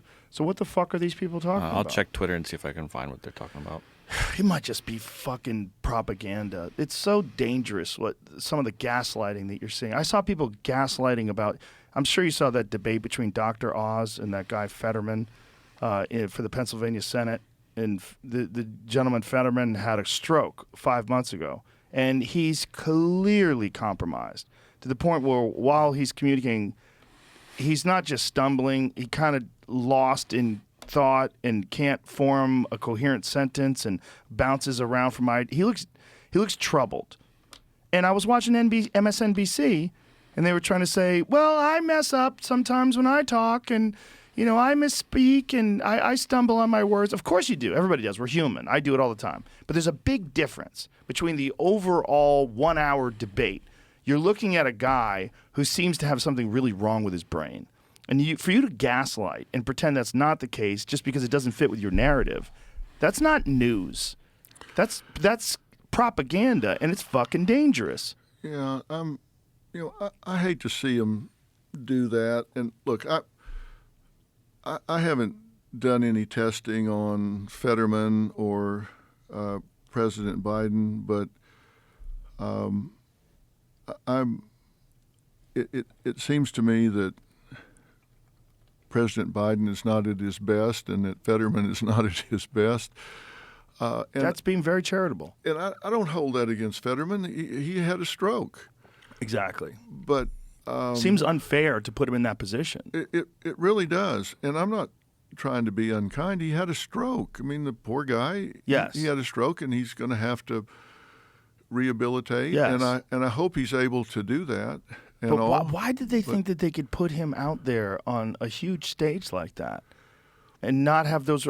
Like, there's interviews before that showed this where he used a teleprompter during interviews where when he was asked questions, he was allowed to look at a screen and read his responses off. And even then he struggled.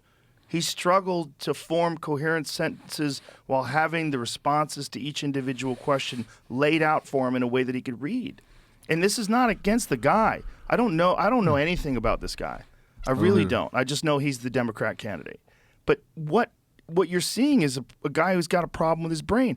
That guy should be rehabilitating. He shouldn't be getting forced into an incredibly high-stress job in a public display where, it's humiliating. Well, I think he shows great courage to get up there and do it. Most certainly. But, I mean, just ask yourself, let's say you were getting on an airplane and the airline pilot had a similar cognitive impairment. Yeah. Would you get on? No. Well, hell no. Is there some sort of what do they do? Like, is there some sort of a protocol that's in place if someone is the candidate and something bad happens to them like this? You don't just have no one. Like, if he died from that stroke, would they have no Democratic candidate? I don't know what it is in Pennsylvania. Maybe they'd have a quick special election or something. I don't know what the rule That is. seems appropriate in this case, doesn't it? I guess, would the other guy run unopposed? That sounds crazy. That But just- because that you doesn't can't sound have right. no one from the Democrats, as a candidate for Senate. You have to have someone. I mean, there's got to be a rule, right? There should be a rule. I don't know and what it is. This is like not quite that, but close to it. It's not that he died, but the man had a stroke. This is not debatable. He's been open about it. And to force him into this sort of a situation while he's rehabilitating, I mean, you would be able to speak to this better than me. I would think that this would be counter to any rehabilitative, treatments that he could have. It's high stress, public, humiliating. Well, stress is the worst possible thing that you can do when you're trying to recover from some kind of brain event like this. I don't know what kind of stroke he had. I don't know what part of the brain it was in. But I can tell you, you want to give the brain an opportunity to recover. And I don't know what his age is, but there's something called neuroplasticity. And that doesn't go up with age, it goes down. And you need to have time to recover and let different parts of the brain take over for parts of the brain that maybe have been impaired. And I don't know how severe it was. I don't know what part of the brain it was in. But it can't be good to be putting him in this kind of situation. I'm talking about just being selfish on his behalf. Don't know what his politics are. Don't. Right. That's exactly what I'm saying. We're not talking about politics. And we're talking about a human being. Yeah. And they talk about President Biden all the time. I mean, he's 80. And he does make a lot of gaffes. I hope I'm that well at 80, but I don't know that I would want that much stress of a job at 80. At 80, I hope I'm out fishing or something. Yeah. But I think when I hear people spin certain things like that, from my standpoint, that has in the past assessed cognitive functioning, I just shake my head and say, what are you talking about? Right. But it was painful to watch Fetterman. I felt really bad for him. Yeah, I felt bad for him too. And again, I don't know anything about the guy. I don't know anything about his politics. He may be a great guy for Pennsylvania or what. I have no idea what his. I think it's a little hokey that they keep trotting him out with a hoodie on. Wears like a Carhartt hoodie. Like, I'm a man of the people. Like, come on. Yeah, wear a suit, buddy. Here's how Los Angeles beat the national odds to overcome school shutdowns and make academic gains during the pandemic. Well, that's not according to that fucking chart we just looked at. It said it was down across the board, but they had the most gains or something. Comparatively. Horseshit. They're using horseshit fucking reasoning. It's compared to others. Mm-hmm. Well, you can't fall off the floor. It was terrible nationally. The losses in all of those Los areas. Angeles scored below national average on the tests. But among the 50 states and 26 large city districts, it was the only place to post such gains on the exams, according to a federal analysis. The data was so good, the Los Angeles superintendent Alberto Cavallo, referring to his district's results. It bodes very well for our LA and is really a testament to our strategy. The fuck? Combination of makeup classes and high attendance rates for online lessons contributed to the resilience of his district. Boy, that's a fucking... Which commands a budget of nearly $20 billion. Holy shit. Yeah, of course you want to say it's doing well. Yeah, we're amazing. Los Angeles also fared relatively well with remote learning. Relatively well is hilarious. Mr. Cavallo said, due to a program that gave internet hotspots to families who needed them during school shutdowns. This sounds like a rose-colored glasses view of the world. Yeah, I don't want to be one of those people that criticizes and doesn't offer a solution. And that's what I do. Look, I'm not a professional educator, but I do have an opinion, and people can shoot it full of holes if they want to. We've got a gap. I don't think anybody would disagree that we have a gap. And the only way to close that gap is to put in the extra work. And the only way to put in the extra work is to put in the time. And what's going to have to happen is we're going to have to change the school calendar, and the kids are going to have to go to school during the summer.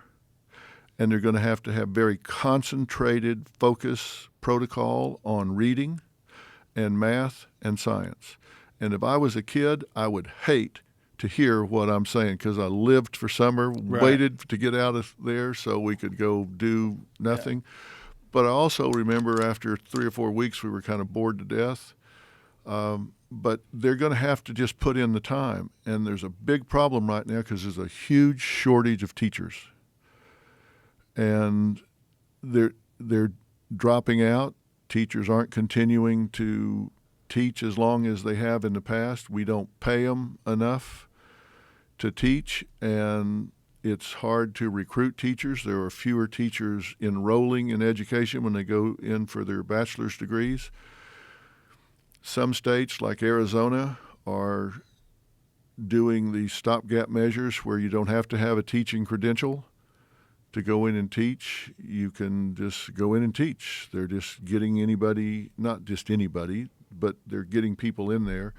Their theory is they're bringing in experts from computer technology and bringing in people from Microsoft and different areas to teach with their special knowledge. But I have a hard time thinking that somebody making 7 figures at Microsoft is going to stop that and come teach for an average of $4 or $5 an hour when you compute a teacher's time in the classroom.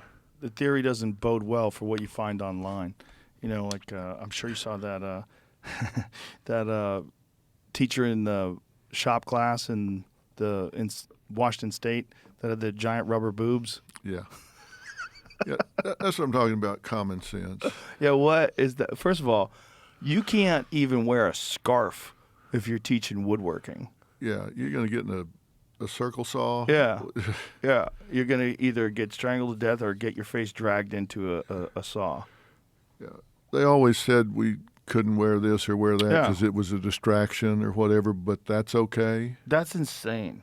That's insane. That's insane if it was actual breasts that were that large. Like, how did that happen?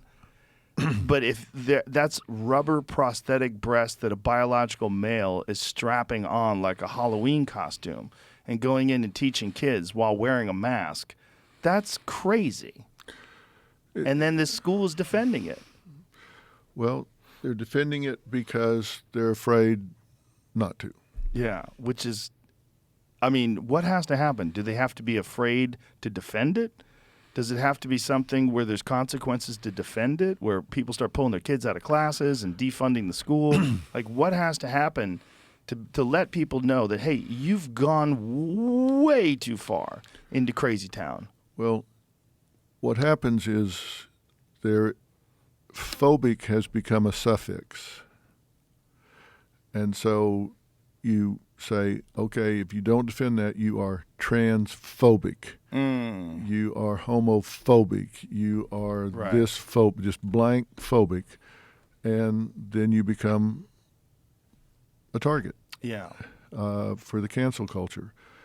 And I think that does not make common sense. I think you've got the tail wagging the dog, and you're putting an individual's interest ahead of the group of children. What's fascinating, too, is that it's a small percentage of the population that's engaging in this sort of activity.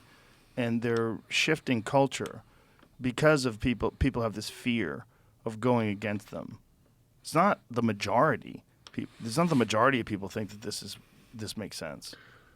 No, and I can't believe that person, whoever that person is, thinks it makes common sense. They're making a statement. I think what I read, and I don't know if this is true, but that person is kind of trolling. And I think that person, what I read, was almost trying to get fired. And did you read about that, Jamie? I'm reading an update right now from a week ago. It said they were, before they went into this, Kayla Lemieux is the name they're going by now. They had been on leave, and they showed up at a different school in this outfit. And so I'm reading through right now, like, what's going on with that? So they had been on leave, like they had been told to not come back? General leave during winter spring semester of this year, and was the last time he was seen by the Hamilton board. He? Did you say he? You just That's what misgendered I'm him, you reading. son What of a this bitch. says. I'm reading what this says. I'm just reading what it says in the article. Well, be Sorry. careful. I'm quoting. It's a quote. Live quote. One of the girls who threw the soup at the Van Gogh the other day. Patrick Bet David interviewed her, and he goes, "May I ask your pronouns?" And she said, "She, he, they."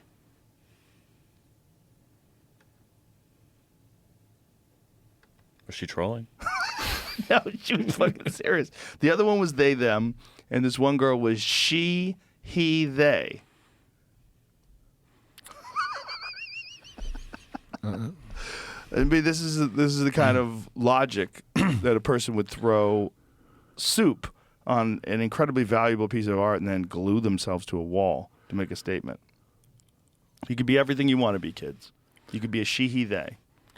Well, my question, I guess, for anyone that would be watching this is there a point that would be too far?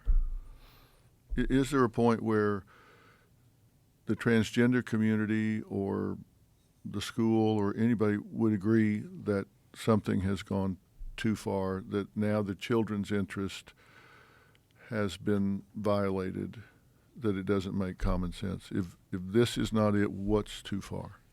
Right.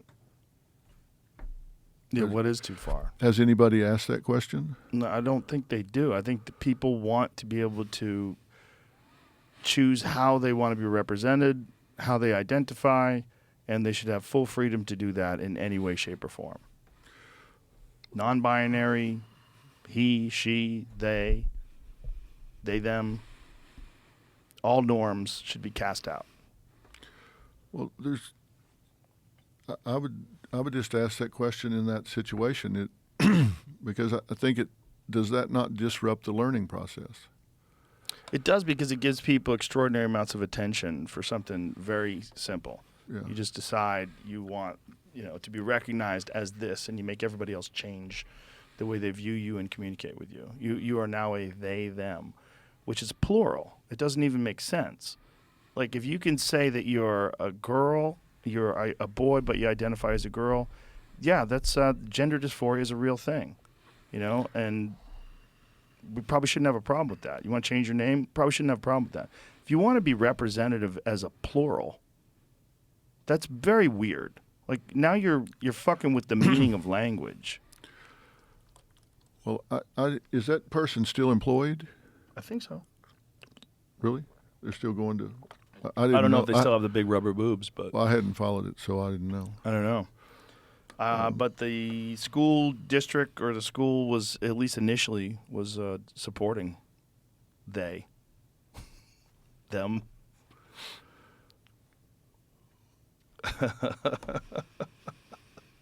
Where does this go, Dr. Phil? This is the question. Like, how do we turn this ship around or right it? The thing is like the pendulum effect. Like, things go too far one way, and then they come back, and it kind of makes sense in the middle somewhere.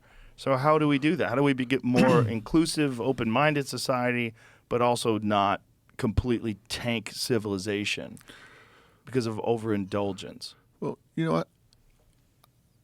I believe that there have to be people on both sides of that issue who would say, is this in the best interest of this segment of the population?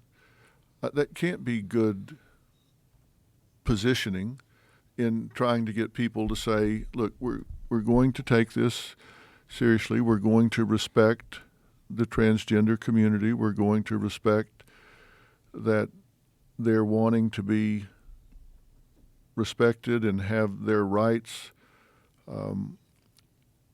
protected and to fit into the mainstream and flow with what's going on, and to do something like this kind of example. I can't believe that there aren't people on both sides of that issue would say this isn't helping the discourse, that this is turning it into it's making it about this one person and detracts from the dialogue about saying, is there some common ground here that everybody can live with, be who they want to be, and move on? That just doesn't make sense. And That's what I worry sometimes about taking such a militant approach of trying to win an argument instead of solve a problem. Yeah. And it doesn't make sense to me if anybody goes to if anybody would go to a marketing company or a PR firm and say, what's your objective? What do you want? Let's figure out how to get you what you want. I don't think this would be on the short list of approaches. No, I don't, but I think it's just individuals who are very self-indulgent who want to stand out. And I don't think they're thinking about the greater good of any cause. Well, that's what I mean. It becomes about that person. And I think there have to be those in the transgender community that would say, I don't think you're helping us here. Well, I think there most certainly are. But I think they fear standing out, too, and stepping out of line and criticizing this. I think it's important that you consistently test the rationality of your thoughts, all the time. And there's 4 simple ways to do that. Is this in my best interest? Is it based on fact? Does it get me what I want? Does it prolong my life? You have to test your thoughts all the time for rationality. And I say that to people. If people would do that, I don't think they would be so prone to self-harm, suicide. And we're not teaching these things in school. We're not teaching much in school, it seems like right now. We've got so many kids that can't read and other things. But you got to teach people how to think sometimes. We're not telling you what to think. We're teaching you how to think. Test your thoughts. Is this rational? Is it in my best interest? I'm thinking here about going and telling my teacher to jump up my ass. Well, is that in your best interest? Does it get you what you want? Right. Does it protect and prolong your life? I don't think people think like that. But we need to teach them to do that. That's especially exacerbated by social media, I think. This world that we live in now is about getting attention. It's about doing TikTok stunts and pranks and finding a way to get likes and clicks. Yeah, we got too many people being quiet so other people can be comfortable. That's a great statement. We really do. That's a great statement. Just look around. We got too many people being quiet so other people can be comfortable. That doesn't work for the big population. They're just caving. And it doesn't seem like there's a real leadership in this country where someone stands out and says things like that and then offers up logical, rational solutions that maybe can affect and change the way people view these things. We don't have anybody like that. It's certainly not Biden. And it's certainly not Kamala Harris or anyone else that's running the government currently. And it's not Trump either. I don't know who the hell it is. But we don't just not have a good leader in terms of economic policy and energy policy. We don't have a good leader in terms of the tone of the nation. One of the things that I loved about Obama was when that guy talked, you go, well, that's a statesman. That's a brilliant, articulate man who represents the best qualities of what we'd expect from the United States. Like, that guy's measured and he's very calm, and and when he talks, you go, well, that's a great president. Like, he seems like what a president should be. Yeah, he was very presidential. Yes, we don't have that. Yeah. So we don't have someone who could speak logically to people and inspire them to sort of like reassess the way they're addressing things. Yeah. It all starts with listening to other people. If you it's interesting if you listen to the FBI and you listen to their negotiators. If somebody's taken hostages, they will tell you that the number one predictor of whether somebody is going to release their hostages or not is if they believe that you have heard and understood why they took those hostages to begin with, particularly if it's for political, ideological reasons or whatever. Now, you can come in there and what do you want, but until they believe that you actually understand why they took them to begin with, they want to be heard. They want to be seen. They want to be understood. And once they believe you get it, your chances of ever getting them out of there alive go way, way up. That makes sense. And they'll tell you that. And that's what I've been saying is we've got to get people on both sides of this division to really listen and understand why the other side feels the way they do. Not just, yeah, you're crazy, you're this, you're that. Just why do they feel that way so strongly? Right. And if you understand why they feel that way so strongly, then maybe there's another way to get them what they want. But we're not doing that. It's spin, spin, spin, spin, spin, spin, spin. That never closes the gap. Nobody's listening to each other. If that changes, then we got a chance of closing the gap. But until we do, that's not going to happen. That's a great perspective. That's a great thought to put out there. And that's something that very few people, even when they're saying things to people, they don't think about how the other person is receiving that. Like people love to say, like one of the things that people love to say to people, they love to say, shut the fuck up. No one hears shut the fuck up and wants to shut the fuck up, you know? But if you tell someone, the way you're talking to me right now makes me not want to listen to you because you're being insulting and you're expressing something in a way that makes me think that you don't care about me, so why should I care about you? Like that makes people pause. And if they're rational, maybe they'll say, okay, you tell me what you think and I'll tell you what I think. And let's try to find some sort of comfortable middle ground. Let's try to find things that we do agree on. And we have to teach people to think and talk like that. Well, the biggest giveaway is if they start talking the second you stop, because that means they weren't listening to you while you were talking. They were thinking of what they were going to say when you quit. Yeah. And nobody's that smart. Nobody's that smart. They need to hear what you had to say. Right. Then they got to weigh that. Say, okay, now here's what I have to say about what you just said. Yeah. But if they're, the second you finish talking, is they say, but no, you weren't. You were forming what you were going to say while I was talking. You weren't Right. listening to what I was saying. Right. And But that- people kind of do both, don't they? You kind of also form what you're going to say at the same time as you listen. only if you're on script.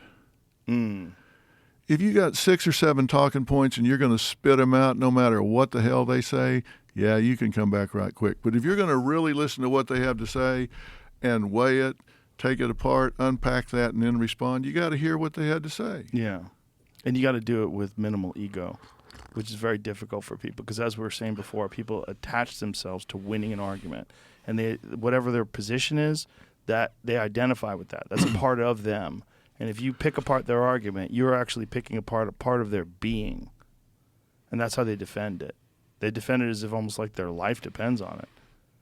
You can't be married to an idea. It can't be a thing that you can't let go of. It has to be just an idea. You might agree with that idea and believe in that idea, or you might be educated by someone's perspective that's counter to that idea that makes you reassess. You got to be open to that, as a human being. You said something really smart in there because I was listening. You said something really smart in there, and it goes even beyond what you said. You said you can't be married to an idea. You sure as hell can't be married to an idea or a group who has ideas, some of which you may like and some of which you don't like, because you've got to be willing to say, you know what, you have some really good points here, and I can agree with those, and we can move a little closer together here. And I hate it when people say but, because but means forget everything I just said, I'm going to now tell you what I really think. Like, hey, that was a great point, but no, but means that wasn't really a great point. Now I'm going to tell you what I really think about what you said. If people will really decide, look, I have some things that if we can agree with what each other is saying, independent of everything that's behind it, and just talk about right now, what's between us right now, then we could maybe come up with a whole new point of view that doesn't have anything to do with your party, anybody's party. People are going to listen to what you and I have been talking about today. And some people are going to listen to it and say, hey, these are two friends talking and they've kind of gone through some stuff. And then there are going to be people that are going to sit down and they're going to transcribe this and they're going to try to find ways to pick at it, attack it, and then there will be headlines tomorrow. Dr. Phil says this, Joe says this, they did it. And what good does that do? It does good for them because it gets them to, there's a lot of people listening, right? And a lot of people that are listening, they disagree and they don't have a voice.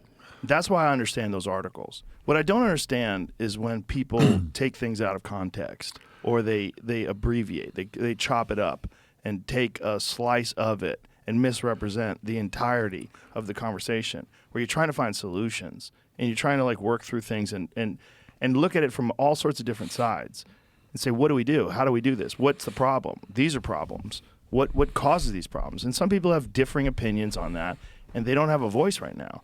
And the problem with writing something is that it's a very singular voice, and you get to write only the things that you think are going to be suitable to this argument that you're trying to make. Yeah, they ride coattails. Yes. We do have audiences, so if they can get us in a headline, then they get to be heard. Yes. But where I think people make big mistakes is, and not just us, on anybody, they will alienate people over one statement that actually might be basically an advocate. Yes. There might be somebody that might be an advocate. And sometimes it isn't what they say, it may be what they don't say. Like you might have said something about the big boob thing. And somebody will say, well, when he said that, Dr. Phil didn't say A, B, or C. And so he's blah, blah. So they may dog on you or dog on me when, in fact, they're alienating or running off somebody that's not their enemy at all. They do that. I see them do that all the time. I've seen them do it in the homeless situation with people I've had on the show that I happen to know are very compassionate about those experiencing homelessness, very compassionate about trying to find answers here in Austin. And they pick one sentence they said and just tear their ass up. And they just really alienate a big ally that could help them a lot. Why? You need all the help you can get. You do need all the help you can get. But again, I think part of the problem is that those people, they want to get eyes on the article, and it's a good way to do it, make it clickbaity. But also, again, like I said, they're not here. They can't contribute. They can't jump in with their opinion. So this is the only way they can do it. Yeah. They have to write something after the fact. Yeah. And I understand that. And I get it if you have a very rigid ideology and these thoughts and our opinions, they oppose that ideology. Listen, I'm never going to get too old to learn. I learn shit every day. That's healthy. Yeah, somebody come educate me about something, tell me about something, I'm all ears. And there are some people that absolutely are not that way. And I give myself credit for that. Somebody wants to come teach me something I don't know, I'm all ears. Come tell me. But you better have your ducks in a row, and you better have empirical science to support it. Don't just come give me some self-manufactured bullshit, because I'm going to want to know what the science is. Yeah. Because that's all I know. I need to see the science. Like if you tell me that L.A. school district just knocked it out of the park, you better have some numbers to support that if you expect me to stand up and salute it. That seems like a self-serving narrative to me. Yeah. While looking at those charts, that steep downward decline from 2019 to 2021, it seems like the pandemic, in terms of the educational system in particular, was mishandled by everybody. And if you're saying that LA did a good job in bumping it up past what other people have done since then, that's okay, but that doesn't mean that they haven't mishandled the pandemic as well. Yeah, you can't change what you don't acknowledge. And if they're telling themselves that all of those kids in the LA school district they're right there where they need to be, that's just not telling themselves the truth. And it's also not serving the best interest of the students, which is to try to, like, a good narrative would be, we've made some progress, but clearly there's been a sharp decline in averages of scores, and we need to do something to bring it back to baseline and elevate it past where it was in particular, because it wasn't substantial already. You were talking about the decline in scores over the past decade or so already. It was already on the downward slide. Yeah. And look, remote learning, come on. Did you sit in on any of that stuff? Yeah. I sat in on some of it with my daughter. I sat in the room and listened to this disinterested teacher trying to run this thing. And it was, I felt bad for her. I felt bad for the kids that are there, because that is not how kids engage with ideas and thoughts. And it was like this lady was just doing the thing that she was supposed to do because that was her job, and just barely engaged in it. Well, they're not trained in that. They're not trained in they're not. How to engage those kids remotely. The kids don't know how to learn remotely. And think about where you've got 3 or 4 kids in a 1-bedroom apartment in Philadelphia or Chicago or Dallas or somewhere, and they've got a crummy Wi-Fi connection and one device. Right. And both parents have to work. They're in jobs where they can't work from home, so they've got to leave, and the kids are there by themselves, and the Wi-Fi's it's freezing and going off, and there's big gaps, and it's just terrible. And also, kids get so easily distracted. Yeah. It's so hard to get them engaged already when you're making them sit in a classroom. When they're sitting alone in their room and they're bored and lonely and they just want to go play with their friends, and they're not even allowed to do that. Yeah, and they got a little Xbox over here on the side. And they're playing. I mean, it was a terrible situation, and I think people did the best they could with what they had, but it just didn't work. We need to acknowledge it didn't work, and we need to get back in the classrooms, and we need to close the gap. And if we don't, these kids. And look, this isn't speculation. This has happened in other countries before, and they've seen what the results were. And we know it doesn't work. We've got to close the gap. It's going to cost a lot of money, and it's going to take extra time, and it's going to take extra teachers, and we don't have them. What cities rather, or what states did the best in education during the pandemic? Is there any data on that? Did anybody handle it the best? Was there any examples of students that didn't decline or didn't decline as much as others? Is there anybody that they're pointing to? Like, I haven't heard anyone's argument on the right or the left that we did it right. Whether it's Florida or Texas or New York or anywhere. I haven't heard anyone say this was the correct response to doing that. I've heard economically, right? Like economically, Florida and some of the states that let things open, they had substantially lower rates of attrition in terms of people moving out of the states, in terms of businesses closing. There's definitely states that handled that better, and those are the states that people are moving to. But in terms of education, I haven't heard any examples of someone who did it in a way that people are applauding or pointing to an example of how this is how we should handle this in the future, because this state did it the right way. Have you seen anything, Jamie? Man, this is just looking at test scores, and this is specifically about Los Angeles, and trying to find out what they use for this data is not easy. I clicked on the link for the original article, and it took me to behind a paywall, so I'm trying to find another way. Is there any articles that say that there's a state or a city that did it better than anybody else? Well, the end of this article is bringing up Florida, and I'm trying to read why.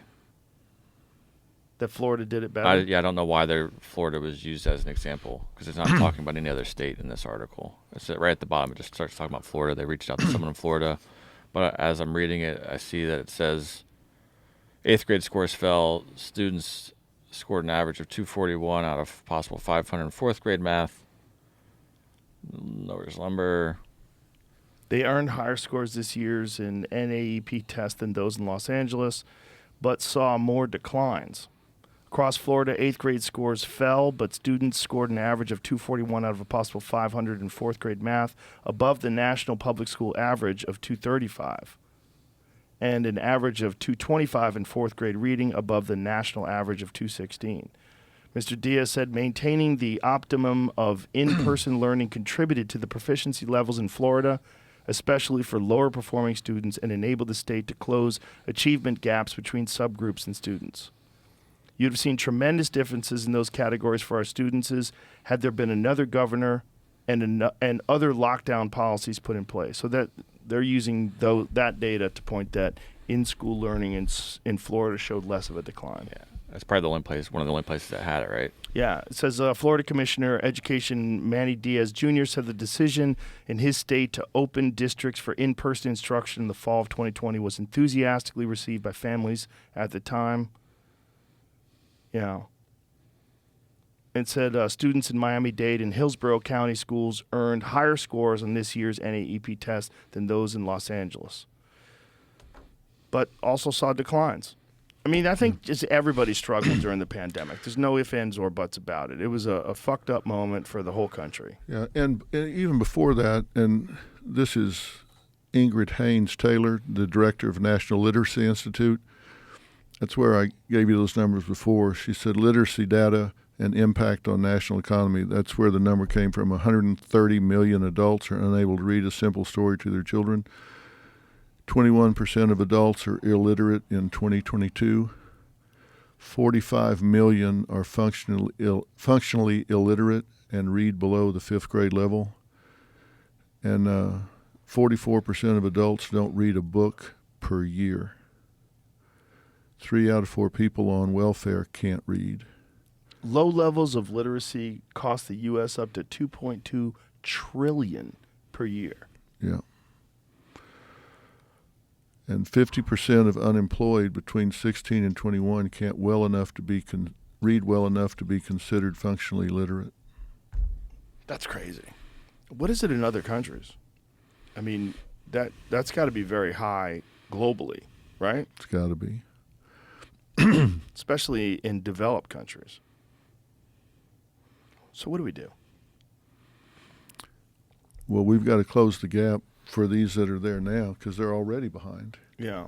You see, they're already behind, and then the pandemic just blocked them even further. And then there's also the problem with, people say, well, you should move to a place where, they're handling this better. But there's a lot of people out there that don't have the means. They can't move. Maybe it's the job that the parents have, whether it's families that they're connected to that can't leave. It's not simple. Yeah, and that's what, I said that we got a lot different questions over the summer. It was about this kind of thing. What we're struggling out here. How do we deal with this kind of thing? And the kids getting more and more into the internet, and it's kind of taken over life. So we've done shows on bullied to death and that sort of stuff because they get on there and they get bullied. You used to get bullied at school, and you go home, you were at least away from it. Now it follows you home. Yeah. Kids can't get away from it. It's cyberbullying. That's what's scary. And they're so connected to social media. It's not like an adult that could just ignore it and walk away. They also don't have the coping mechanisms that an adult who's been through a lot of adversity has acquired. These are young, developing people. Yeah, and they're not developing thick skins like I was talking about. They're just hypersensitive to this. And you got to let your kid needs to go through getting teased some, getting excluded some, getting, breaking up and all of that. So they learn, hey, I came back from that. It's okay. I was able to get through it. It's a part of the development process, but some kids don't come back from it. And it's terrible. Parents, they ask me a lot, how do I know if my kid's getting bullied? Well, you need to ask yourself two questions. How do you know if your kid's getting bullied? And how do you know if your kid's a bully? Because kids are bullying kids, so some parent needs to know that their kid's doing the bullying. You got to ask those two things. And the answer to that question, how do you know if your kid's getting bullied? Every parent has a baseline for their child, right? You know how your child behaves. Their certain level of interaction, participation, certain moods, certain verbalizations, certain interest in activities. You got to watch that baseline, and if they depart from that baseline, that's when you need to pay attention. Now, kids are up and down, so I'm not talking about if they're a little moody on Tuesday versus Monday. But if they start not wanting to go to school, they start withdrawing from everything, they start regressing in their behavior, things they used to be competent at, all of a sudden they're not competent anymore. They get clingy, whiny, lots of stomach aches, don't want to go to school. They just start really falling off that baseline across time. That's when you want to really pay attention because they very well may be getting bullied. And if your child, you start hearing them make jokes at other people's expense, somebody that was around is all of a sudden excluded, they start showing up with things you didn't buy them, book bags or any paraphernalia from school or whatever, your child might be bullying somebody. And you need to find out on either end, because I did a show just last week. A girl was a terrific young woman involved in elite hockey, girls hockey, national ranked team, elite hockey. And the bullying started on day 1. She killed herself on day 5. It went that fast. And this was not an unstable girl. She was a rock star athlete, and they all turned on her. For what? Well, it appears that she dated one of the other's ex-boyfriends, and that girl allegedly got offended, and they started calling her names and excluding her and blah, blah, blah, blah, blah. And she just panicked and thought there was just no future. Everybody hated her and thought she was no good and disrepute, and she took her own life. God. It's so horrible when you're an adult and you've been through stuff and you know that this will pass. But kids don't feel that. They don't know that. It's the worst thing that's ever happened to them. They don't. It was 4 days. On the 5th day, so she took her crazy. life. And she wiped her phone clean. She said, look, I know you're going to blame yourself. Don't do it. This was me. I'm sorry. I'm gone. Bye. And her parents were just heartbroken. Did they talk to any of the children that were involved in the bullying? They dug into it, and as soon as it happened, some of the other members on the team, because all the messages had been erased, but as it was happening, some of the other members on the team screenshotted those and kept them and sent them to the parents and said, here's what happened. And they have them, and so a lot of those girls have now been suspended from the leagues and all this league play and everything, because they were a nationally ranked team. And they would have never known if those girls hadn't screenshotted those messages that they were sending around to everybody and sent them to the parents. They'd have never known. But those girls came forward and said, here's what happened. Kids can be so fucking cruel too. Oh, it's amazing. There was an instance in one of my daughters when she was 10 where one of the friends of her friend was getting bullied by this one girl, and they got copies of the text messages and gave it to the mom, and the mom didn't want to believe it. And they had to say to the mom, like, look, here's real clear evidence of horrible things your kid is saying to this other kid. And this mother was sort of delusional and just didn't want to think that her kid was capable of this. But they had it right there. They're like, look, this is how this girl behaves. Then the kids sort of ostracized her. And I mean, she was 10 at the time, and I think she's kind of come around. But there's people like getting an effect from other people. And when people are angry at people, especially young kids, they'll formulate sentences in a way that can have the most impact and be the most mean possible, especially if they see that kind of talk in their house. Like maybe if the parents are insulting and scream at each other and say horrible things to each other, that's how they learn. Yeah, and listen, you can't be in denial about your own kid. You know, I said a few minutes ago, I take pride in the fact that I'm willing to learn. I want to learn, but you better bring facts, because people say, well, I think. I don't really care what people think. I barely care what I think.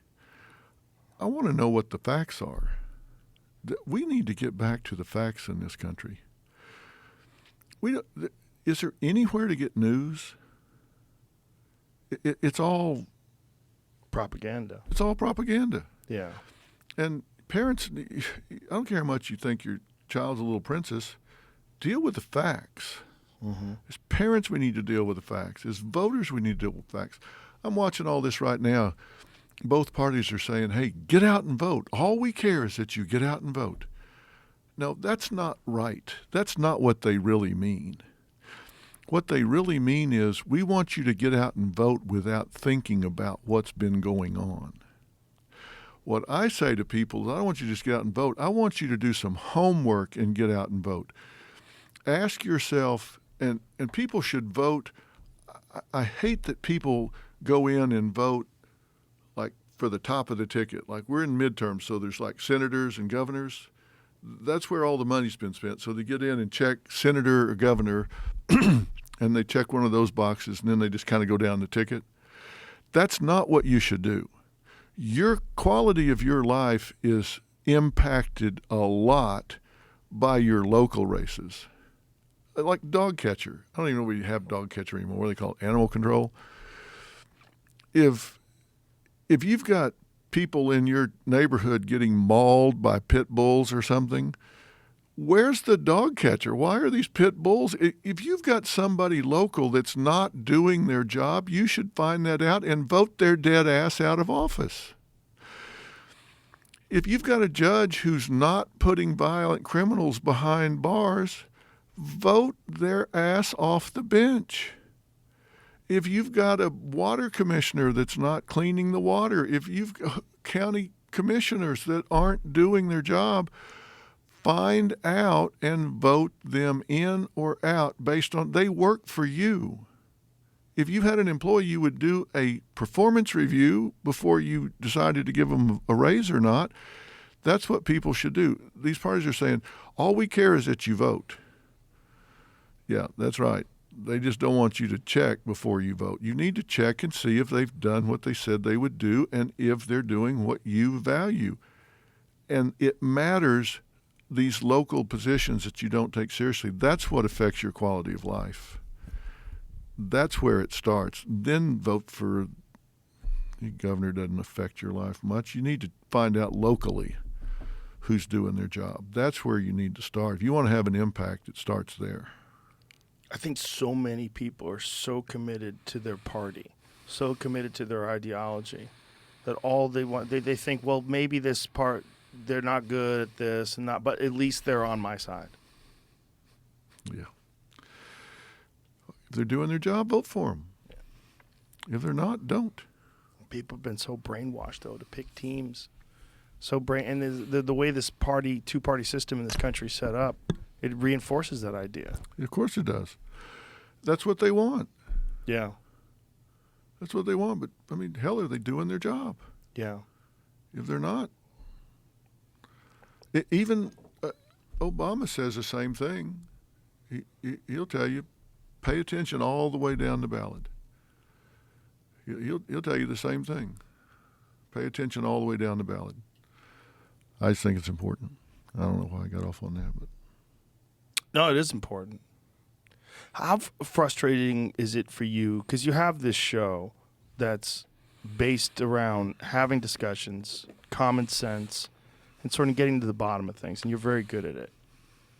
But it seems like the wheels are off the wagon, and it's just, it doesn't. Do you feel frustrated at times? Do you feel like it's not having an effect? sometimes. Yeah, sometimes I do. But that just makes me feel like I need to do a better job. And I read these letters, and it said, you're my last hope. And I'm like, well, shit, why didn't you call me first? I mean, why didn't you call me the first time you saw something wrong? Why not then? But, I have a friend that has a problem with a daughter that was in college up north, and they tried to get some help, and they went and sat for 5 hours at a hospital, waited, and, nobody came. Went the next day, waited 6 hours. Social worker came in, filled out a few little forms, and then said, be back, came back. Nothing. And didn't want to bother me, but then called and said, hey, I hate to bother you, but I'm really worried. And so I said, well, come out here and let's get this done. And I got DNA tests and brain scans and all kinds of stuff, and found out what was going on. And, we got a plan and a program, and everything's underway at this point. Most people, this is a very affluent guy and a very intelligent daughter. It's hard for people out there to know. What are you going to just go on the internet and look up mental health and find a psychologist or whatever? They don't know what to do, and it's hard sometimes to find your way through the maze. And so I do think over the last 20 years, I've been delivering common sense, usable information to people's houses every day for free that gives them kind of a roadmap through this stuff. And I think it has had an impact on a lot of people. And I think it's lessened some of the stigma about mental health. I don't think I've revolutionized the country on mental health, but I think it's made a dent maybe, and that it's okay to talk about some of this stuff, and taught them some of the questions to ask when they get in front of somebody. But yeah, sometimes I really get frustrated because it kind of goes in one ear and out the other. But I just resolved to keep charging that machine gun nest. Do you still enjoy what you do? I do.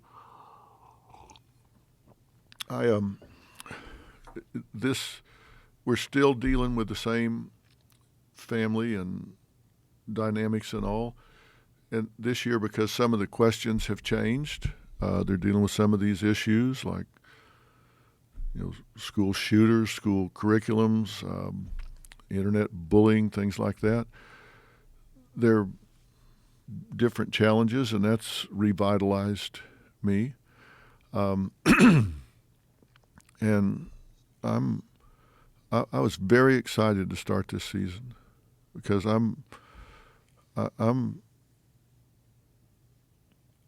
think we've lost our way as a society. I think we've lost our way. But I don't think people say, oh, it's the worst it's ever been. Well, did you forget about the Civil War? I mean, shit, it's been worse than this. We killed a couple 100,000 of each other in the Civil War. This has been a lot worse than this. We can fix this. And I don't care what people say. I'm bringing both sides of these issues, and I'm telling the stories through families and its impact. And I think it's working. I feel good about it, and our audience feels good about it. So I like what I'm doing. I like what we're doing this season, and we're still dealing with the same family values that we've always dealt with. I like the fact that you are adjusting things too. Like you said, well, let's change this into sort of a town hall type deal, a focus group, and let's reach out and talk to people and try to get more opinions. Yeah, and they go back and forth, and I try to show them how to find some common ground, and that models it for the rest of the people. And I hope it's going to have an impact, because I'm going to keep swinging. It certainly has an impact. Did you ever imagine you'd be doing it as long as you're doing it? No. What did you think when you first started doing it? Because Oprah talked you into doing this, right? Yeah, I never thought I'd do it to begin with. You know, I was in the litigation arena, and all those years I never gave one word of interview. You know, it'd be at a big case, people would say, "Why are you at counsel table, and what are you doing? Who are you?" I said, "I'm not even here. Goodbye." I never gave a word of interview. I had no desire to be on television at all. And so I never had any designs on it, never any idea of doing it. But then I started doing Oprah and did it every Tuesday for like 5 years, and then started doing this, and now we're in our 21st season. I think we're the longest running show on Paramount lot. Been in the same stage for all that time, and I didn't. I had no idea how long it would go or how long I would do it. But I enjoy it. Not every day. You know, some days you don't feel like doing anything. But I've got a great team. I really have a great team. I've got the same executive producer, Carla Pennington, that's been there since day one. Same supervisors. I've got the same 7 cameramen I started with 20 years ago. Wow. Same director, same everybody. They've all been there from the beginning. That's pretty incredible. So, yeah. Hell, I got the same secretary for 45 years. You can't call them secretaries anymore. I've got the same office manager. Is that one of those words they put up, secretary? Yes, I think so. You're not allowed to say that anymore? No, Wow. she doesn't mind, but I think whatever. I got the same office manager for 45 years. So it's, we got a good team, and it makes it really enjoyable. The cameramen know where I'm going to move or go or so before I even start. I mean, how do you know I was getting ready to go over there? I've been here 20 years. I know what you're going to do. It makes it easy. It makes it a lot better. During all this time, what do you think has caused the biggest change in culture? Because you've had a window into society in a way where you're examining problems and you're examining relationships and lives. It's clearly technology. It's clearly the internet. It's good and bad.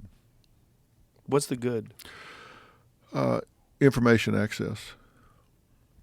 These kids that I'm saying are going to college and complaining about professors and all. These kids are brilliant. These kids, these college kids today, and a lot of them follow me on the internet. And I've got billions and billions of views on the internet, and so I interact with those kids a lot. They're smart. They're not lazy. They're smart. They just need some other experiences, but they're really, the stuff they can do in their heads is just, it's astounding. So their information access is like, we're talking about stuff. He's pulling it up before we're at the end of the sentence. Yeah. And he's throwing it up over here. You and I couldn't do that 20 years ago. Right. And we're not even at the end of the sentence, and he's got an article up and graphs and everything like that. It's amazing. Their ability to go down the rabbit hole and find stuff and put it in context in a meaningful way is, we used to have to go to the library. And for some of you young people listening, that's a big building with books in it. They don't have to do that, and so that's a game changer. There's more power in this laptop than they had for the moonshot. Yeah, a lot more. Yeah. Which is giant rooms of computers back then. But can you imagine doing a moonshot with this? The power we have in our hands is astounding. You can be anywhere and punch in an address, and it tells you where to go and where the traffic is. Go left. This chip transmits an internet's worth of data every second. Holy shit. This laser-powered chip could mean faster broadband speeds for consumers and an internet that requires less electricity to run. Whoa. An internet's worth of data every second. I was at dinner with these friends in Dallas last night, Jamie Ribman and his wife Darcy, and he was telling me that, was it Moore's Law, that everything compresses and doubles up and everything. And he was talking recently about how long it would take to fill up Lake Michigan if it was empty. If you started with like a half an ounce of water or something like that. And how long do you think it would be? And I said, never. And the answer was like 85 years. And so that's like take a cup and then take 2 cups, then 2 to 4, 4 to 8. Yeah, and it goes on. It was like at 10 years, it would like be damp a little maybe, and at like 40 years, there'd be some puddles. And at 60 years, there would be like 4 feet of water. And at 70 years, it would be, and all of the gain is in the last 5 years. And then it would be full. And that's what's happening right now. We have so much information that it's doubling up so fast. God only knows when your daughter and Jay's daughter are 21,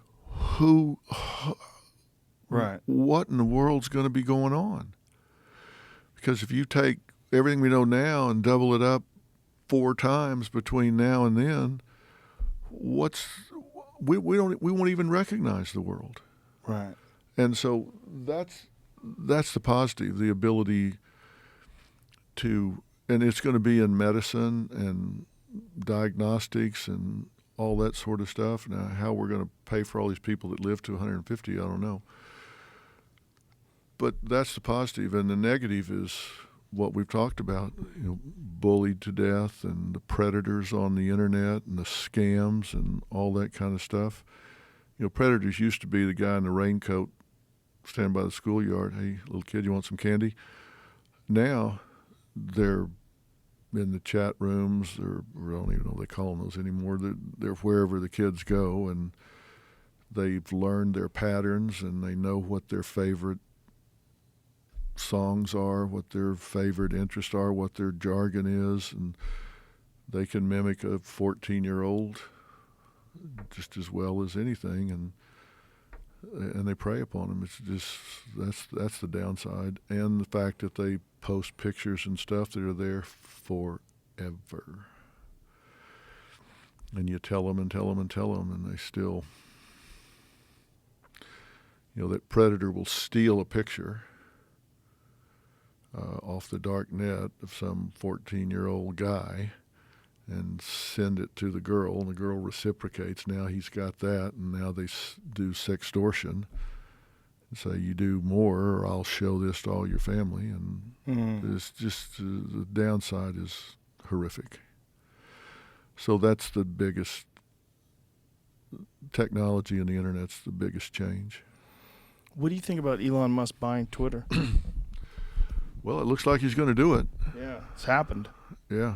I mean, it goes down tomorrow. Yeah. He showed up today with a kitchen sink or something. Yeah, I'm not sure exactly what that means. He said, let that sink in.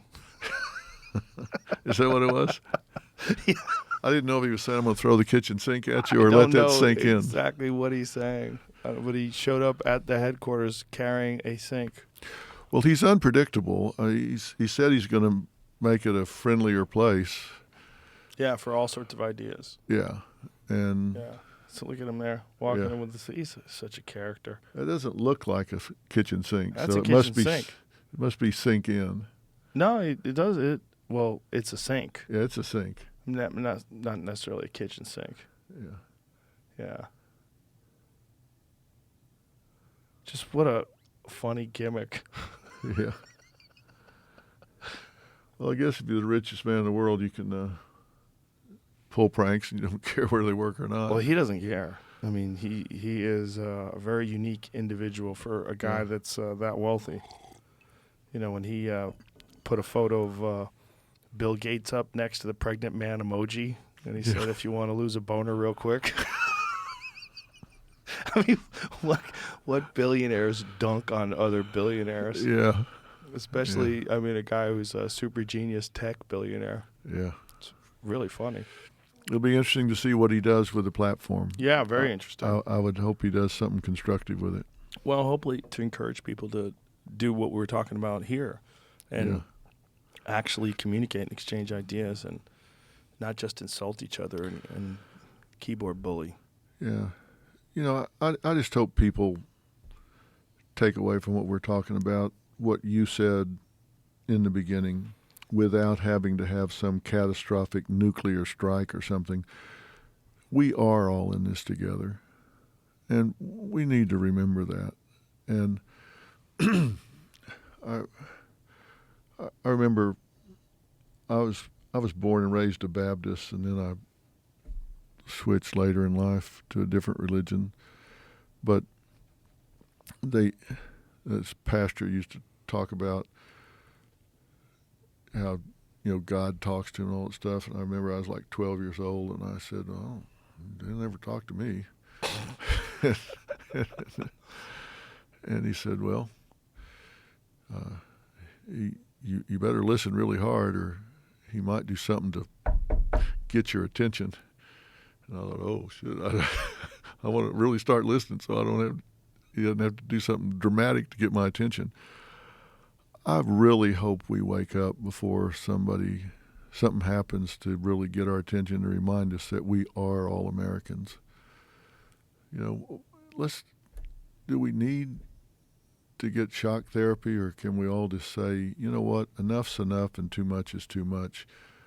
We're all Americans. And even if we're not, we're all human beings. Yeah, and I have no idea what your political leanings are. You have no idea I could care less. You're reasonable, you're commonsensical, and I hope I am. And it doesn't matter. We're in this together. I think you want everybody to be healthy and happy and prosperous. I want everybody to be happy and healthy and prosperous. Every time a new show launches in my space, I send them flowers and wish them well. So That's beautiful. Come on in. The water's fine. That's great. That's a great attitude. It is. Come on. Not everybody's going to watch me. There's plenty for everybody. I do. I send them all. I completely agree with that sort of thinking. Yeah. Good luck. Yeah. It's a rising tide, right? Yes. Lifts all boats. I wish everybody success. As do I. And I find it very disappointing when someone doesn't think that way, when they have that famine mentality. Yeah, it really shocked me when I got into this business and everybody was like, "Oh, here comes the enemy." Are you kidding me? They asked me to come on the show. Sure. I'll go on the show. I'll go talk to them. Come on my show. I don't care. We do stuff together. Steve Harvey and I used to split show. We'd do a half hour on his show and a half hour on my show. We'd go That's back great. and forth. Yeah. We'd have competitions and stuff and do half on his show and half on my show and stuff. We were on different networks and competing shows. We didn't care. And got to be really good friends over the years. He's a lot funnier than I am. He better be. Yeah. He's professional. Exactly. Well, listen, Dr. Phil, it's always a pleasure to sit down and talk to you. I appreciate you very much. You're a very rational, logical thinker, and I think the world needs more of that, and I'm glad you're out there. I'm Well- glad you're still swinging. Yeah, I'm going to keep swinging. I'll go down swinging. They'll never take me alive. Joe, thanks for having me. Let's do it again sometime. Absolutely. Thank you. All right. So long. Bye, everybody.